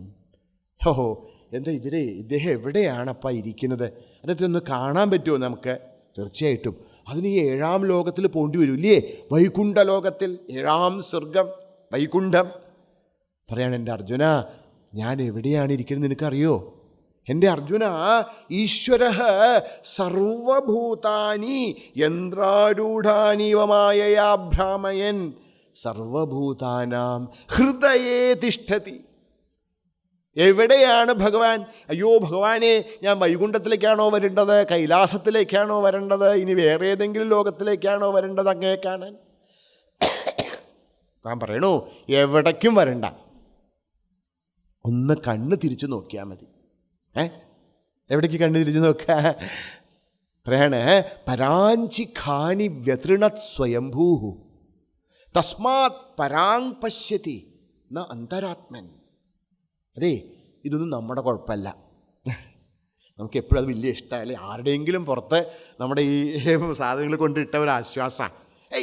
അത് എന്തുകൊണ്ടാണ്? ഞാൻ സച്ചിദാനന്ദ രൂപിയായ പരമാത്മാവൊക്കെ ആണെങ്കിൽ എന്തുകൊണ്ടാണ് എനിക്ക് ഈ അനുഭവം ഇല്ലാത്തത്? അതെ, അത് തൻ്റെ കുഴപ്പമല്ല. എന്താണ്? ഈ ബ്രഹ്മാവ് ചെയ്ത കുഴപ്പമാണ്. ബ്രഹ്മാവ് ഇപ്പം എന്ത് ചെയ്തു? പരാഞ്ചി ഖാനി വ്യതൃണത് സ്വയംഭൂ. സ്വയംഭൂ നമ്മളെയൊക്കെ ചതിച്ചു. അതാ നമ്മൾ പൂജിക്കാത്ത ആളെ. അങ്ങനെ ചതിച്ചാൽ ഞങ്ങൾ പൂജിക്കില്ല എന്നാണ്. എന്താ സ്വയംഭൂ നമ്മളെ ചതിച്ചത്? നമ്മുടെ എല്ലാ ഇന്ദ്രിയങ്ങളും പുറത്തേക്ക് മാത്രമാണ്. കണ്ണാണെങ്കിലും മൂക്കാണെങ്കിലും നാക്കാണെങ്കിലും ജ്ഞാനേന്ദ്രിയാണ്, കർമ്മേന്ദ്രിയം, ഇതൊക്കെ പുറത്തേക്കാണ്. ഉള്ളിലേക്ക് ഒരു ഇന്ദ്രിയവും ഇല്ല. തസ്മാത് പരാങ് പശ്യതി. നമ്മൾ ഈ പ്രപഞ്ചത്തെ കാണുന്നു, അന്തരാത്മൻ നമ്മെ കാണുന്നില്ല. അതുകൊണ്ട് നമ്മെ കാണാൻ ഒരു ഇന്ദ്രിയവും നമുക്ക് തന്നില്ല. എല്ലാ ഇന്ദ്രിയങ്ങളും മനസ്സും ബുദ്ധിയും അടക്കം ഒക്കെ പുറത്തേക്കാ. തസ്മാത് പരാങ് പശ്യതി അന്തരാത്മൻ. ഓഹോ, ഇന്നെന്താ ഒരു വഴി? ധീരനാകണം. എന്താ ധീരനാവുക? ധീഹി അല്ലേ, പ്രജ്ഞാനം, ബുദ്ധി ഉണ്ടാവണം. കശ്ചിത് ധീരഃ ആവൃത്തചക്ഷുഃ, കണ്ണിനെ ഉള്ളിലേക്ക് തിരിക്കണം. അയ്യോ, ഇനി പുതിയ ഓപ്പറേഷനൊക്കെ ചെയ്യേണ്ടി വരുമല്ലോ കണ്ണുള്ളിലേക്ക് തിരിക്കാൻ. അങ്ങനെയല്ല, നമുക്ക് നമ്മുടെ മനസ്സിനെ അല്ലേ ഉള്ളിലേക്ക് തിരിക്കണം. അപ്പോഴോ ഉള്ളിലേക്ക് തിരിക്കുമ്പോഴാണ് നമ്മളൊരു കാര്യം കാണുന്നത്. അർക്കാനലാതി വെളിവൊക്കെ ഗ്രഹിക്കും ഒരു കണ്ണിന്, കണ്ണ് മനമാകുന്ന കണ്ണ്, അതിനു കണ്ണായിരുന്ന പൊരുൾ താൻ. ഈ മനസ്സിനും കണ്ണിനും ഒക്കെ പ്രകാശം കൊടുത്തിരിക്കുന്നവനാണ് ഞാൻ അല്ലേ. ആവൃത്ത ചക്ഷുഹു എന്ത് ചെയ്യും? കശ്ചിത് ധീര പ്രത്യഗാത്മാനമൈക്ഷത്ത്. ഓരോരുത്തരുടെയും ഹൃദയത്തിൽ ഭാസിച്ചു കൊണ്ടിരിക്കുന്നതായ ഈശ്വരനെ കാണാം നമുക്ക്. എപ്പോൾ? നമ്മുടെ മനസ്സ്, നമ്മുടെ ബുദ്ധി ഉള്ളിലേക്ക് തിരിയുമ്പോൾ. ഉള്ളിലേക്ക് തിരിയാച്ചാൽ അത് സൂക്ഷ്മമായി തീരുമ്പോൾ, നേരത്തെ പറഞ്ഞതുപോലെ, ഭഗവാൻ പറഞ്ഞതുപോലെ, മഹാത്മാനഃ ദൈവീം പ്രകൃതിമാശ്രിത. എന്ത് ചെയ്യും? നമുക്ക് ഈശ്വരനെ കാണാം. എവിടെ? ഈശ്വരൻ എല്ലായ്പ്പോഴും നമ്മുടെ ഹൃദയത്തിലുണ്ട് അല്ലേ. ഒരിക്കലേ ഒരു വലിയ കള്ളനുണ്ടായിരുന്നു. ആ കള്ളന് ഒരു കാര്യം പിടികിട്ടി. ഒരു രത്നവ്യാപാരി വിലമതിക്കാൻ പറ്റാത്ത രത്നങ്ങളുമായി ഒരു ട്രെയിനിൽ യാത്ര ചെയ്യാൻ പോണു എന്ന കള്ളന് ഒരു വിവരം കിട്ടി. അപ്പോൾ കള്ളനും എന്ത് ചെയ്തു? ടിക്കറ്റ് എടുത്തു. ഭയങ്കര ചുമ. ഒരു ടിക്കറ്റ് എടുത്തു കള്ളനും. അപ്പോൾ എന്നിട്ട് എന്തായി? രണ്ടുപേരും കൂടെ ഒരേ കമ്പാർട്ട്മെൻറ്റിൽ യാത്ര ചെയ്യണു. ഇപ്പോൾ കള്ളൻ ഇപ്പുറത്തെ സീറ്റിൽ, വ്യാപാരി അപ്പുറത്തെ സീറ്റിൽ. കൂപ്പയാണ് പണ്ടത്തൊക്കെ ഇങ്ങനെ ചെറിയ അല്ലെ 2 പേര് മാത്രമുള്ള. അപ്പോൾ വളരെ പരിചയപ്പെട്ടു. അവർ തമ്മിൽ വലിയ കാര്യമൊക്കെ ആയി, വലിയ സുഹൃത്തൊക്കെ ആയി. പണ്ടത്തെ കാലമാണ് 2-3 ദിവസമൊക്കെ വേണം ബോംബെയിലെത്താൻ. അപ്പോൾ 2 ദിവസവും 2 രാത്രിയും കഴിഞ്ഞു. 3-ാമത്തെ ദിവസം പകലായി. ഇനി കുറച്ച് സമയം കഴിഞ്ഞാൽ ബോംബെയിലെത്തും. അപ്പോൾ ഈ കള്ളൻ പറഞ്ഞു, എനിക്ക് അങ്ങയോടൊരു കാര്യം ചോദിക്കാനുണ്ട്, അത് പറഞ്ഞു തരണം. ഓ പിന്നെന്താ, പറയൂ. ഞാൻ സത്യത്തിൽ ഒരു ഒന്നാന്തരം കള്ളനാണ്. ഓ എനിക്കതപ്പോഴേ മനസ്സിലായി. അയ്യോ അതെ, ഞാൻ എന്തിനാ വന്നത് വെച്ചാൽ അങ്ങയുടെ കയ്യിൽ വിലമതിക്കാനാകാത്ത രത്നങ്ങളുണ്ട് എന്നെനിക്കറിയാം. I know that. പക്ഷേ അങ്ങ് ഉറങ്ങുന്ന സമയത്ത് അങ്ങയ്ക്ക് ഉറക്കത്തിൽ അങ്ങയുടെ ഉറക്കഗുളിയൊക്കെ തന്നിട്ട് അങ്ങയെ ഉറക്കിക്കിടത്തിയിട്ട് ഞാൻ അങ്ങയുടെ ശരീരത്തിലും അങ്ങയുടെ ലഗേജിലൊന്നും തപ്പാൻ ഇനി ഇടയമില്ല. എല്ലായിടത്തും തപ്പിയിട്ടുണ്ട്, പക്ഷെ ഒരിക്കലും എനിക്കത് കിട്ടിയില്ല. പ്ലീസ് ടെൽ മീ, നിങ്ങൾ അതെവിടെയാണ് ഒളിപ്പിച്ച് വെച്ചത്? രത്നവ്യാപാരി ചിരിച്ചുകൊണ്ട് പറഞ്ഞു, തൻ്റെ പോക്കറ്റിൽ. അല്ലേ, എനിക്ക് അപ്പോഴേ മനസ്സിലായി താൻ കള്ളനാണെന്ന്. അപ്പോൾ ദിവസവും ഉറങ്ങാൻ പോണ സമയത്ത് തൊട്ട് മുമ്പായിട്ട് താൻ എനിക്ക് ഈ ഉറക്കഗുളിക തരും എന്നൊക്കെ എനിക്കറിയാം. അപ്പോൾ അതിനു മുമ്പായിട്ട് എന്തു ചെയ്യും, ചെറിയൊരു പാക്കറ്റിലാണ് ഈ രത്നങ്ങൾ. അതെന്ത് ചെയ്യും, ഇയാളുടെ ഇന്നർ പോക്കറ്റിലേക്ക് അറിയാതെ ഇയാൾ ഇട്ട് കൊടുക്കും. അപ്പോൾ എന്ത് ചെയ്തു, കള്ളൻ എല്ലായിടവും പരിശോധിച്ചു, പക്ഷെ ഒരിക്കലും അവൻ്റെ ഇന്നർ പോക്കറ്റ് പരിശോധിച്ചില്ല. ഇതുപോലെയാണ് നമ്മൾ ഈശ്വരനെ തേടി ഈ ലോകത്ത് മുഴുവനും അലഞ്ഞുകൊണ്ടിരിക്കുന്നു. എവിടെയാ ഭഗവാൻ, അല്ലേ? അലഞ്ഞുകൊണ്ടേയിരിക്കുന്നു. എത്രയോ ജന്മങ്ങളായിട്ട് അലഞ്ഞതുകൊണ്ടാണ് ഇപ്പോഴും നമ്മളിങ്ങനെ അലഞ്ഞുകൊണ്ടിരിക്കുന്നത്. ഇതൊരു ജന്മമൊന്നല്ല, ജന്മജന്മാന്തരങ്ങളായിട്ട് നമ്മൾ ഈശ്വരനെ തേടി അലഞ്ഞുകൊണ്ടിരിക്കണു. എന്താ ഈശ്വരനെ കിട്ടാത്തത്? അപ്പം പറയണു, ഈശ്വരൻ ഇല്ലാത്തത് കൊണ്ടാണ്. അല്ല, നമുക്കറിയാം ഈശ്വരൻ ഉണ്ട്, നമുക്കറിയാം. അവിടുത്തെ നമ്മൾ തിരിയുന്നുണ്ട്, നമുക്ക് എല്ലാവർക്കും ആ ഒരു അനുഭവമുണ്ട്, ഈശ്വരൻ്റേതായ സാമീപ്യമുണ്ട്. പക്ഷേ അത് അനുഭവിക്കാൻ പറ്റണില്ല. എന്തുകൊണ്ട്? നമ്മൾ തിരയുന്നത് തെറ്റായ സ്ഥാനങ്ങളിലാണ്. ഒരു കസ്തൂരി മൃഗം തൻ്റെ ജീവിതകാലം മുഴുവൻ എവിടെ നിന്നാണ് ഈ സുഗന്ധം വരുന്നത് എന്ന് ആലോചിച്ച് അല്ലേ ഇങ്ങനെ അലഞ്ഞു തിരിയാണ്. അതൊരിക്കലും ഈ സുഗന്ധത്തിൻ്റെ ആധാരത്തെ കണ്ടുപിടിക്കുന്നില്ല. എന്തുകൊണ്ട്? ഈ സുഗന്ധം അതിൻ്റെ നാഭിയിലാണ്. കസ്തൂരി മൃഗത്തിൻ്റെ നാഭിയിലാണ് കസ്തൂരി, അതിൽ നിന്നാണ് ഈ സുഗന്ധം വരുന്നത്. പക്ഷേ കസ്തൂരി മൃഗം വിചാരിക്കണോ അത് വേറെ എവിടെന്നോ ആണെന്ന്. അതുമാതിരി നമ്മളും നമ്മുടെ ഹൃദയത്തിൻ്റെ ശ്രീകോവിലിൽ പ്രതിഷ്ഠിതനായിരിക്കുന്ന ശ്രീ ഭഗവാനെ കാണാൻ സാധിക്കാതെ എന്ത് ചെയ്യണു? ഈ ലോകത്തൊക്കെ അലഞ്ഞുകൊണ്ടേയിരിക്കണു. എവിടെയാ ഭഗവാൻ? ഹൃദ്ദേശേ അർജുന തിഷ്ഠതി. സർവഭൂതാനാം, നമ്മുടെ മാത്രമല്ല എല്ലാ ഭൂതങ്ങളുടെയും ഹൃദയത്തിൽ സച്ചിദാനന്ദ സ്വരൂപനായിരിക്കുന്ന ഭഗവാൻ കുടികൊള്ളുന്നു. എന്തു ചെയ്യണു? അവിടെ നിന്ന് കളിച്ചുകൊണ്ടിരിക്കണു. ഖേലതി ബ്രഹ്മാണ്ടേ. ഭഗവാൻ എന്താ ചെയ്യണത്? ഭഗവാൻ എന്തെങ്കിലും പരി വേണ്ടേ? ഭഗവാൻ എന്താ പണി? കളിക്കുക തന്നെ അല്ലേ? എപ്രകാരമാണോ ഒരു കുട്ടി കടൽ തീരത്ത് പോയിട്ട് വലിയ വലിയ മണ്ണുകൊണ്ട് കോട്ടകളും കൊട്ടാരങ്ങളൊക്കെ ഉണ്ടാക്കും. നമ്മളങ്ങനെ അടുത്ത് പോയി കഴിഞ്ഞാൽ കരയിൽ ചീറ്റും. അത് കഴിഞ്ഞ് കുറേ കഴിയുമ്പോൾ എന്ത് പറ്റും? കുട്ടിക്ക് തന്നെ മടുക്കും. അപ്പോൾ ഒറ്റ കാലിന് ഒരു കുതിക്ക് ആ കൊട്ടാരവും കോട്ടയും ഒക്കെ നശിപ്പിച്ച് കളഞ്ഞിട്ട് അവൻ പോവും. ഇതെന്തിനാ ചെയ്തത്? അത് കളിയാണ്, അതാണ് ക്രീഡ. എന്തിനാണ് ഈ ഭഗവാൻ ഈ ലോകത്തെ സൃഷ്ടിച്ച് ഭരിച്ച് സംഹരിച്ചു കൊണ്ടിരിക്കുന്നത്? വേറെ എന്തെങ്കിലും ചെയ്യാൻ വേണ്ടേ ഇങ്ങേർക്ക്? ഭഗവാന്റെ ലീല, തത്വലീലാ കൈവല്യന്യായ. എന്തിനാണ് ഭഗവാൻ നമ്മളെ സൃഷ്ടിച്ചത്? എന്തിനാണ് ഭഗവാൻ ഈ ലോകത്തെ സൃഷ്ടിച്ചതെന്ന് ചോദിച്ചാൽ അതൊരു നാടകമാണ്. അല്ലേ? ഈ പ്രപഞ്ച വിശ്വം, അല്ലേ, ഈ പ്രപഞ്ചം മുഴുവൻ ഒരു നാടകമാണ്. All the world is A stage, men and women are mere players. അല്ലേ? നമ്മളെല്ലാവരും ഒരു ആട്ടത്തിലെ അംഗങ്ങളാണ്. ഇത്ര അറിഞ്ഞാൽ മതി, നമ്മുടെ സകല പ്രശ്നങ്ങളും തീരും. നോക്കൂ, വിശ്വം, അല്ലേ, വിശ്വമാകുന്ന മഹാനാടകത്തിൽ നമ്മളും നമ്മുടെ ചെറിയൊരു ഭാഗം അഭിനയിച്ചുകൊണ്ടിരിക്കുന്നു. സത്യത്തിൽ ഇതെൻ്റെ ഒരു വേഷമാണ്, ഞാനിതല്ല. ഞാനാരാ? ഞാൻ അത് തന്നെയാണ്. ആ ഒരു ഭാവത്തിലേക്ക് എത്തുമ്പോൾ നമ്മളെന്ത് ചെയ്യണോ? നമ്മൾ ആ പരമമായിരിക്കുന്ന ഈശ്വരനെ നമ്മുടെ ഉള്ളിലറിയാൻ സാധിക്കും. അതാ പറയുന്നത് ഭഗവാൻ അല്ലേ. അപ്പോൾ ഭഗവാൻ എന്ത് ചെയ്യണു? ഈ കാണാകുന്ന സർവ്വജീവജാലങ്ങളെയും അതതിൻ്റേതായ വാസനകൾക്കനുസരിച്ച് പലവിധങ്ങളായിരിക്കുന്ന നാമരൂപങ്ങളിൽ വേഷങ്ങളിൽ അടിച്ചുകൊണ്ടിരിക്കണു.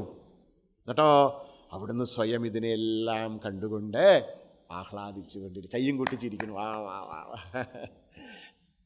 സംസാരക്കമ്പോള മധ്യത്തിലായി അമ്മ പട്ടം പറപ്പിക്കുന്നു. പറയാണ്, ഒരു വലിയ കമ്പോളം, വലിയ ഒരു മാർക്കറ്റ്, അതിൻ്റെ നടുക്ക് ശ്രീ മഹാകാളി ഇരിക്കുകയാണ്. 1000 കൈകളുണ്ട്. ഈ കൈകളിലൊക്കെ അനന്തങ്ങളായിരിക്കുന്ന പട്ടങ്ങളുണ്ട്. ഈ പട്ടങ്ങളൊക്കെ ഇങ്ങനെ പറപ്പിച്ചുകൊണ്ടിരിക്കുക. പട്ടം പറത്തിയിടുന്നു. അപ്പോൾ ഈ പട്ടങ്ങളൊക്കെ പല പല പല പല കളറുകളുള്ളതാണ്, പല രൂപങ്ങളുള്ളതാണ്, പല ഭാവങ്ങളുള്ളതാണ്. അപ്പോൾ ചില പട്ടങ്ങളൊക്കെ ഇങ്ങനെ ഉയർന്നു പോവും.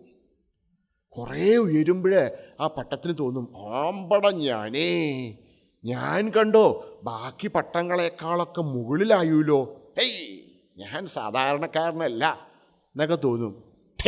ഒറ്റ വലിയാണ്. ആ പട്ട ഏറ്റവും മുകളിൽ നിന്ന് ഏറ്റവും താഴെ എത്തും. ഏറ്റവും താഴെ ഇരിക്കുന്ന പട്ടത്തെ അമ്മ എന്ത് ഇങ്ങനെ കളിപ്പിച്ച് മുകളിലേക്ക് കൊണ്ടുപോകും. ഇങ്ങനെ വലിയ ഒരു എന്താ പറയുക, പട്ടം പറത്തൽ മത്സരം നടന്നുകൊണ്ടിരിക്കണു. നമ്മളൊക്കെ ആ പട്ടങ്ങളാണ്. പറയാണ്, വല്ലപ്പോഴും അങ്ങനെ എപ്പോഴും പറ്റില്ല, വല്ലപ്പോഴും എന്തു ചെയ്യും, ഈ കോടാനുകോടി പട്ടങ്ങളിൽ നിന്ന് 1 2 പട്ടങ്ങൾ അതിൻ്റെ ചരട് മുറിഞ്ഞ് അതങ്ങനെ അനന്തമായ വിഹായസിലേക്ക് അങ്ങനെ പൊങ്ങി പോകും. അത് കാണുമ്പോൾ കാളിയമ്മയ്ക്ക് വലിയ സന്തോഷാത്രേ, ഉടനെ കൈകൊട്ടിച്ചിരിക്കുന്നതാണ്. അപ്പോൾ നമ്മൾ ആ പട്ടങ്ങളാണ് അല്ലേ. ഈ സത്യത്തിൽ ആ ജഗദംബികയുടെ അല്ലെങ്കിൽ ജഗദീശ്വരൻ്റെ വെറും ഒരു ലീലാഭാവങ്ങൾ.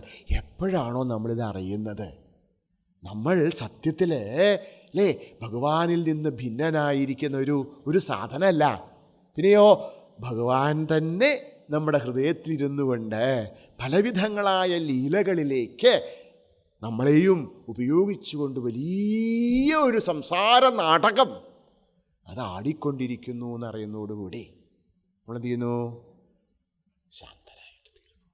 നമ്മുടെ ഉള്ളിലുള്ളതായ സച്ചിദാനന്ദരൂപനായ പരമാത്മാവിനെ അറിയാൻ നമ്മൾ ശ്രമിക്കണം.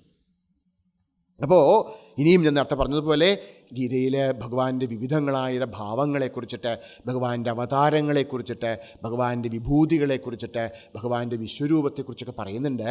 പക്ഷെ ഇതെല്ലാം ഈ 3 തലങ്ങളിലാണ്: സഗുണ സാകാരം, സഗുണ നിരാകാരം, നിർഗുണ നിരാകാരം. ഈ 3 ഭാവങ്ങളിൽ ഇരുന്നു കൊണ്ട് ഭഗവാൻ തന്നെയുള്ളൂ, അവിടുന്ന് തന്നെയേ ഉള്ളൂ, അവിടുന്ന് തന്നെ ഈ പല നാമരൂപങ്ങളിൽ ഭാവിച്ചുകൊണ്ട് പ്രപഞ്ചനാടകത്തെ മുന്നോട്ട് പോയിക്കൊണ്ടിരിക്കുന്നു. എപ്പോഴാണോ ഇത് നമ്മൾ മനസ്സിലാക്കുന്നത്, എപ്പോഴാണോ നമ്മുടെ ഹൃദയത്തിൽ ശ്രീ ഭഗവാന്റെ പാദപങ്കജങ്ങളിൽ ഭക്തി ഉണ്ടാവുന്നത്, എപ്പോഴാണോ അവിടുത്തോട് നമുക്ക് അവ്യാജമായ സ്നേഹമുണ്ടാകുന്നത്, അപ്പോൾ നമ്മൾ ഈ ഭ്രാന്തികളെല്ലാം വിട്ട് ഈ ഭ്രാന്തികളുടെ മുഴുവൻ ആധാരമായിരിക്കുന്ന മായാവിയെ അന്വേഷിക്കണം. ഈ മായകൾക്ക് അപ്പുറമുള്ളതായ മായാം തു പ്രകൃതിം വിദ്യാത് മായിനം തു മഹേശ്വരം, മായിയായിരിക്കുന്ന മഹേശ്വരനെ അന്വേഷിക്കുവിൻ, കണ്ടെത്തും.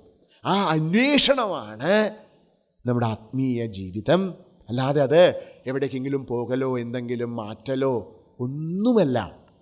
സദാ സർവദാ നമ്മുടെ ഉള്ളിൽ ഭാസിച്ചുകൊണ്ടിരിക്കുന്ന സർവീശ്വരനോടുള്ള അന്വേഷണം, ആ അന്വേഷണമാണ് ഭക്തി.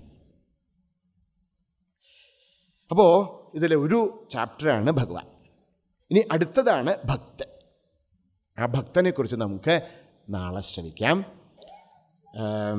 ഇന്ന് എനിക്കൊരു ചോദ്യം കിട്ടിയിട്ടുണ്ട്, ഞാൻ അതൊന്ന് കൈകാര്യം ചെയ്തിട്ട് നമുക്ക് ഇന്നത്തെ സദസ്സ് അവസാനിപ്പിക്കാം.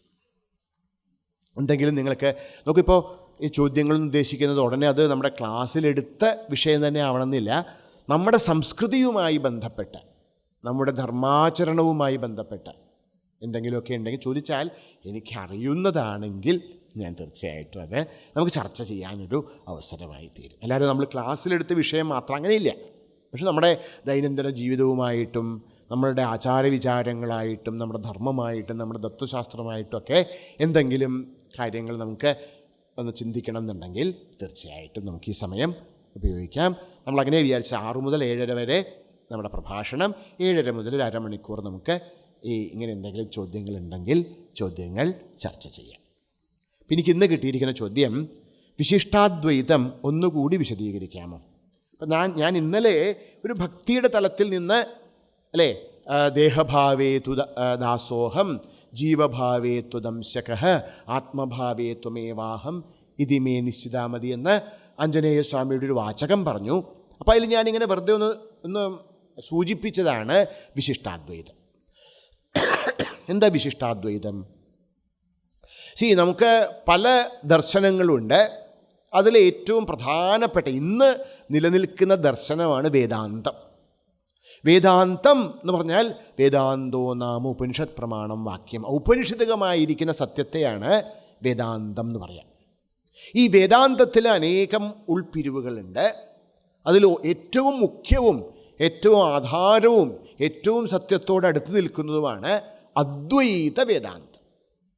എന്താണ് അദ്വൈത വേദാന്തം വെച്ചാൽ പറയണു, ജീവോ ബ്രഹ്മൈവ ന അപരഃ. ഈ ലോകത്ത് ഒരേ ഒരു തത്വമേ ഉള്ളൂ, അത് ബ്രഹ്മമാകുന്നു. ആ ബ്രഹ്മം തന്നെയാണ് ഈശ്വരനായും ജീവനായും ജഗത്തായും ഭാസിക്കുന്നത്. അല്ലാതെ ജഗത്തും ജീവനും ഈശ്വരനും ബ്രഹ്മത്തിൽ നിന്ന് ഭിന്നമായതല്ല. അവ വ്യാവഹാരികമായ തലത്തിൽ എന്ത് ചെയ്യണു? ഇങ്ങനെയൊക്കെ ഭാസിക്കുന്നു. ഇങ്ങനെയെല്ലാം ഭാസിക്കുമ്പോഴും അതുതന്നെയാണ് സത്യം. ഒന്നേ ഉള്ളൂ, ബോധം മാത്രമേ ഉള്ളൂ. ഇപ്പോൾ ആധുനിക ഊർജ്ജതന്ത്രവും ഇത് തന്നെയാണ് പറയണത് അല്ലേ.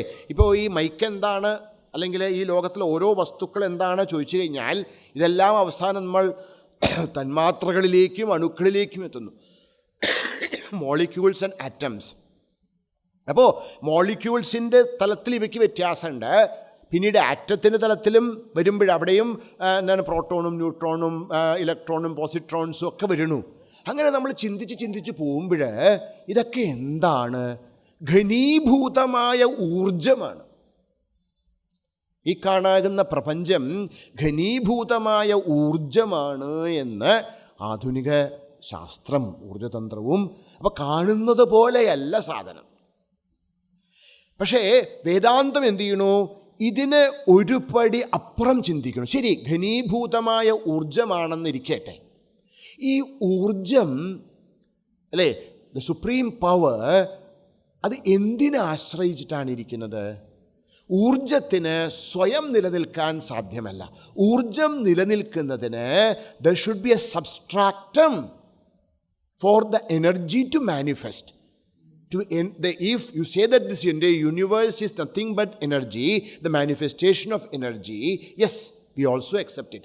നമ്മളും അതിനെ പൂർണ്ണമായും. പക്ഷേ വേദാന്തം ചോദിക്കുന്നത്, എവിടെയാണ് ഈ ഊർജം മാനിഫെസ്റ്റ് ചെയ്യുന്നത്? വേദാന്തം പറയണു, അതാണ് ബോധം. ഈ ബോധമാണ് ഈ കാണാകുന്ന ചരാചരങ്ങൾക്ക് മുഴുവൻ ആധാരമായിരിക്കുന്നു. അപ്പോൾ എന്തിനെ അന്വേഷിച്ചാലും അവസാനം നമ്മൾ എത്തുന്നത് ഏകമായിരിക്കുന്ന സത്യത്തിലേക്കാണ്. ഇതാണ് വേദാന്തത്തിൻ്റെ, അദ്വൈത വേദാന്തത്തിൻ്റെ സ്ഥിതി. നോ, വിശിഷ്ടാദ്വൈതം രാമാനുജാചാര്യ സ്വാമികളാണ് ഇതിന് പ്രസിദ്ധി കൊടുത്തത്. ഇതിനു മുമ്പും ഉണ്ടായിരുന്നു ഇതൊക്കെ. പക്ഷേ അതിന് കൂടുതൽ പ്രചാരം കൊടുക്കുന്നത് ഭഗവാൻ ശ്രീ രാമാനുജാചാര്യ സ്വാമികളാണ്. സ്വാമികൾ എന്താ പറയണത് വെച്ചാൽ, നോക്കൂ, ശരിയാണ്, ജീവൻ എന്ന് പറയുന്നത് സത്യത്തിൽ അദ്വൈതമാണ്. അതായത് അദ്വൈതം കറക്റ്റാണ്. പക്ഷേ വിശിഷ്ടം ച അദ്വൈതം ച എന്നുവെച്ചാൽ എന്താ അർത്ഥം? ജീവൻ നിങ്ങൾ പറയുന്നു ബ്രഹ്മമാണ്, അതെ അതെ, പക്ഷേ ബ്രഹ്മത്തിൻ്റെ സമ്പൂർണത ജീവനില്ല. പറയണു, യഥാ പാവകേ വിസ്ഫുലിംഗാഹ. സ്വാമിജി രാമാനുജാചാര്യ സ്വാമികൾ എടുക്കുന്നത് ഈ മന്ത്രമാണ്. യഥാ പാവകേ വിസ്ഫുലിംഗാഹ. നോക്കൂ, തീ കൂട്ടിക്കഴിഞ്ഞാൽ നമുക്ക് കാണാം, പുറത്ത് തീ കൂട്ടിക്കഴിഞ്ഞാൽ അതിൽ നിന്ന് തീപ്പൊരികൾ ഉണ്ടാവുമെന്ന് കാണാം അല്ലേ. ഈ തീപ്പൊരികൾക്ക് പ്രകാശമുണ്ട്. തീപ്പൊരികൾ നമ്മുടെ മേത്ത് വീണ പൊള്ളും ചെയ്യും. പക്ഷേ ആ ഒരു തീപ്പൊരിയും ഈ തീയും തമ്മിൽ അത് ഒരേ സമയം തീപ്പൊരിയും ഒരേ സമയം ഭിന്നവുമാണ്, അഭിന്നവുമാണ്. അതായത് തീപ്പൊരിയും എസെൻഷ്യലി തീയാണ്, പക്ഷേ തീയുടേതായ എല്ലാ ഗുണങ്ങളും തീപ്പൊരിയിലില്ല. ഇതാണ് ഉപനിഷത്തിൽ നിന്ന് രാമാനുജാചാര്യ സ്വാമികൾ എടുക്കുന്നത്. അപ്പോൾ അദ്ദേഹം പറയണു, സത്യത്തിൽ there is A supreme consciousness. അദ്ദേഹം അതിനെ വിഷ്ണു എന്ന് വിളിക്കുന്നു. ആ വിഷ്ണുവാകുന്ന ആ സുപ്രീം കോൺഷ്യസ്നെസ്സിൽ എന്താ പറയുക, ഉണ്ടായി നിലനിന്ന് ലയിക്കുന്നതായ അംശങ്ങളാണ് ജീവന്മാർ. ജീവന്മാർ ഇതിൽ നിന്നുണ്ടാവുന്നതാണ്, അതായത് അദ്വൈതമാണ്. പക്ഷേ ആ ജീവൻ വിശിഷ്ടമാണ്. അതായത് ഈ ജീവൻ യഥാർത്ഥത്തിൽ അവിടെ നിന്ന് ഈശ്വരനിൽ നിന്ന് ഉണ്ടായതാണെങ്കിലും ഈശ്വരൻ്റേതായ സകല ഗുണങ്ങളും ജീവനില്ല. ആൻഡ് ജീവനൊരിക്കലും സമ്പൂർണമായി ഈ അദ്വൈതാനുഭൂതി സാധ്യമല്ല എന്ന് ആണ് വിശിഷ്ടാദ്വൈതം. അപ്പോൾ നമുക്ക് എന്ത് ചെയ്യാൻ പറ്റും? നമുക്ക് അല്ലേ ഭഗവാന്റെ ലോകം, സാലോക്യ സാരൂപ്യ സാമീപ്യാദികളെ നേടാൻ സാധിക്കും. സായുജ്യത്തെ, അതായത് സമ്പൂർണമായി പരമാത്മാവിൽ ലയിക്കുക എന്നത് ജീവന് സാധ്യമല്ല എന്നവരെ വാദിക്കണു. അപ്പോൾ വിശിഷ്ടം ച അദ്വൈതം ച വിശിഷ്ടാദ്വൈതം. അത് ജീവൻ ഈശ്വരൻ്റെ തന്നെയാണ്, പക്ഷേ ഈശ്വരൻ്റെ എല്ലാം ജീവനില്ല. അതുകൊണ്ട് ജീവൻ ഒരിക്കലും സമ്പൂർണമായിട്ട് ഈശ്വരനാവാച്ച ഈശ്വരനിൽ നമ്മൾ അദ്വൈതം പറയുന്നതായിരിക്കുന്ന ആ അദ്വൈതാനുഭൂതി സാധ്യമല്ല എന്നാണ് വിശിഷ്ടാദ്വൈതത്തിൻ്റെ വാദം. ഒരുപാട് മറ്റു കാര്യങ്ങളുണ്ട്. ഇതാണ് അതിൻ്റെ കോർ ഈശ്വരനുമായി സംബന്ധിച്ചിട്ട്. അപ്പോൾ മഹാവിഷ്ണു, സത്യമായി സനാതനനായിരിക്കുന്ന മഹാവിഷ്ണു, നമ്മളൊക്കെ ഭഗവാനിൽ നിന്നുണ്ടായിരിക്കുന്ന ചെറിയ പുരികൾ, നമ്മൾ ഭഗവാനെ ആശ്രയിക്കുക. അങ്ങനെ ഭഗവാനെ ആശ്രയിച്ച് സാലോക്യ സാരൂപ്യാദികളെ നേടുക. വേദാന്തം പറയണു, ഉത്തമമായിരിക്കുന്ന ഭക്തി സായുജ്യമാണ്. സച്ചിദാനന്ദ സ്വരൂപനായ പരമാത്മാവിൽ ലയിച്ച് ഒന്നാവലാണെന്ന് അദ്വൈതം പറയണു. ഇവർ പറയണു അത് സാധ്യമല്ല. നമുക്ക് ഭഗവത് ലോകാദിപ്രാപ്തികളെ സാധ്യമാകൂ എന്നിവർ പറയുന്നു. അതാണ് അദ്വൈത വേദാന്തവും വിശിഷ്ടാദ്വൈതവും തമ്മിലുള്ള ബന്ധവും അത് തമ്മിലുള്ള വ്യത്യാസം. ഇത് വലിയൊരു ടോപ്പിക്കാണ്. ഇത് ആദ്യം മുതലേ ചിന്തിച്ച് വരേണ്ടതൊക്കെയാണ്. അതിനുള്ള സമയമില്ലാത്തതുകൊണ്ട് ഞാൻ സംക്ഷിപ്തമായിട്ട് ഈ വിഷയത്തിൽ ഭഗവാൻ എന്താണെന്ന് ചോദിച്ചത് പറഞ്ഞു തന്നേയുള്ളൂ. ഓക്കെ, അപ്പം നമുക്ക് നാളെ, അപ്പോൾ ഇന്ന് നമ്മൾ ഭഗവാനെക്കുറിച്ച് കേട്ടു. നാളെ നമുക്ക് ഭക്തനെക്കുറിച്ച് കേൾക്കാം. ആരാണ് ഈ ഭക്തൻ? ഇതാണ് നാളത്തെ വിഷയം. നാളെ നമുക്കത് ശ്രമിക്കാം. ഓം പൂർണ്ണമദഃ പൂർണ്ണമിദം പൂർണ്ണാത് പൂർണ്ണമുദച്യത്തെ പൂർണ്ണസ്യ പൂർണ്ണമാദായ പൂർണ്ണമേവാവശിഷ്യത്തെ. ഓം ശാന്തി ശാന്തി ശാന്തി. ഹരി ഓം ശ്രീ ഗുരുഭ്യോ നമഃ. ഹരി ഓം. ഹരി ഓം തത്സത്.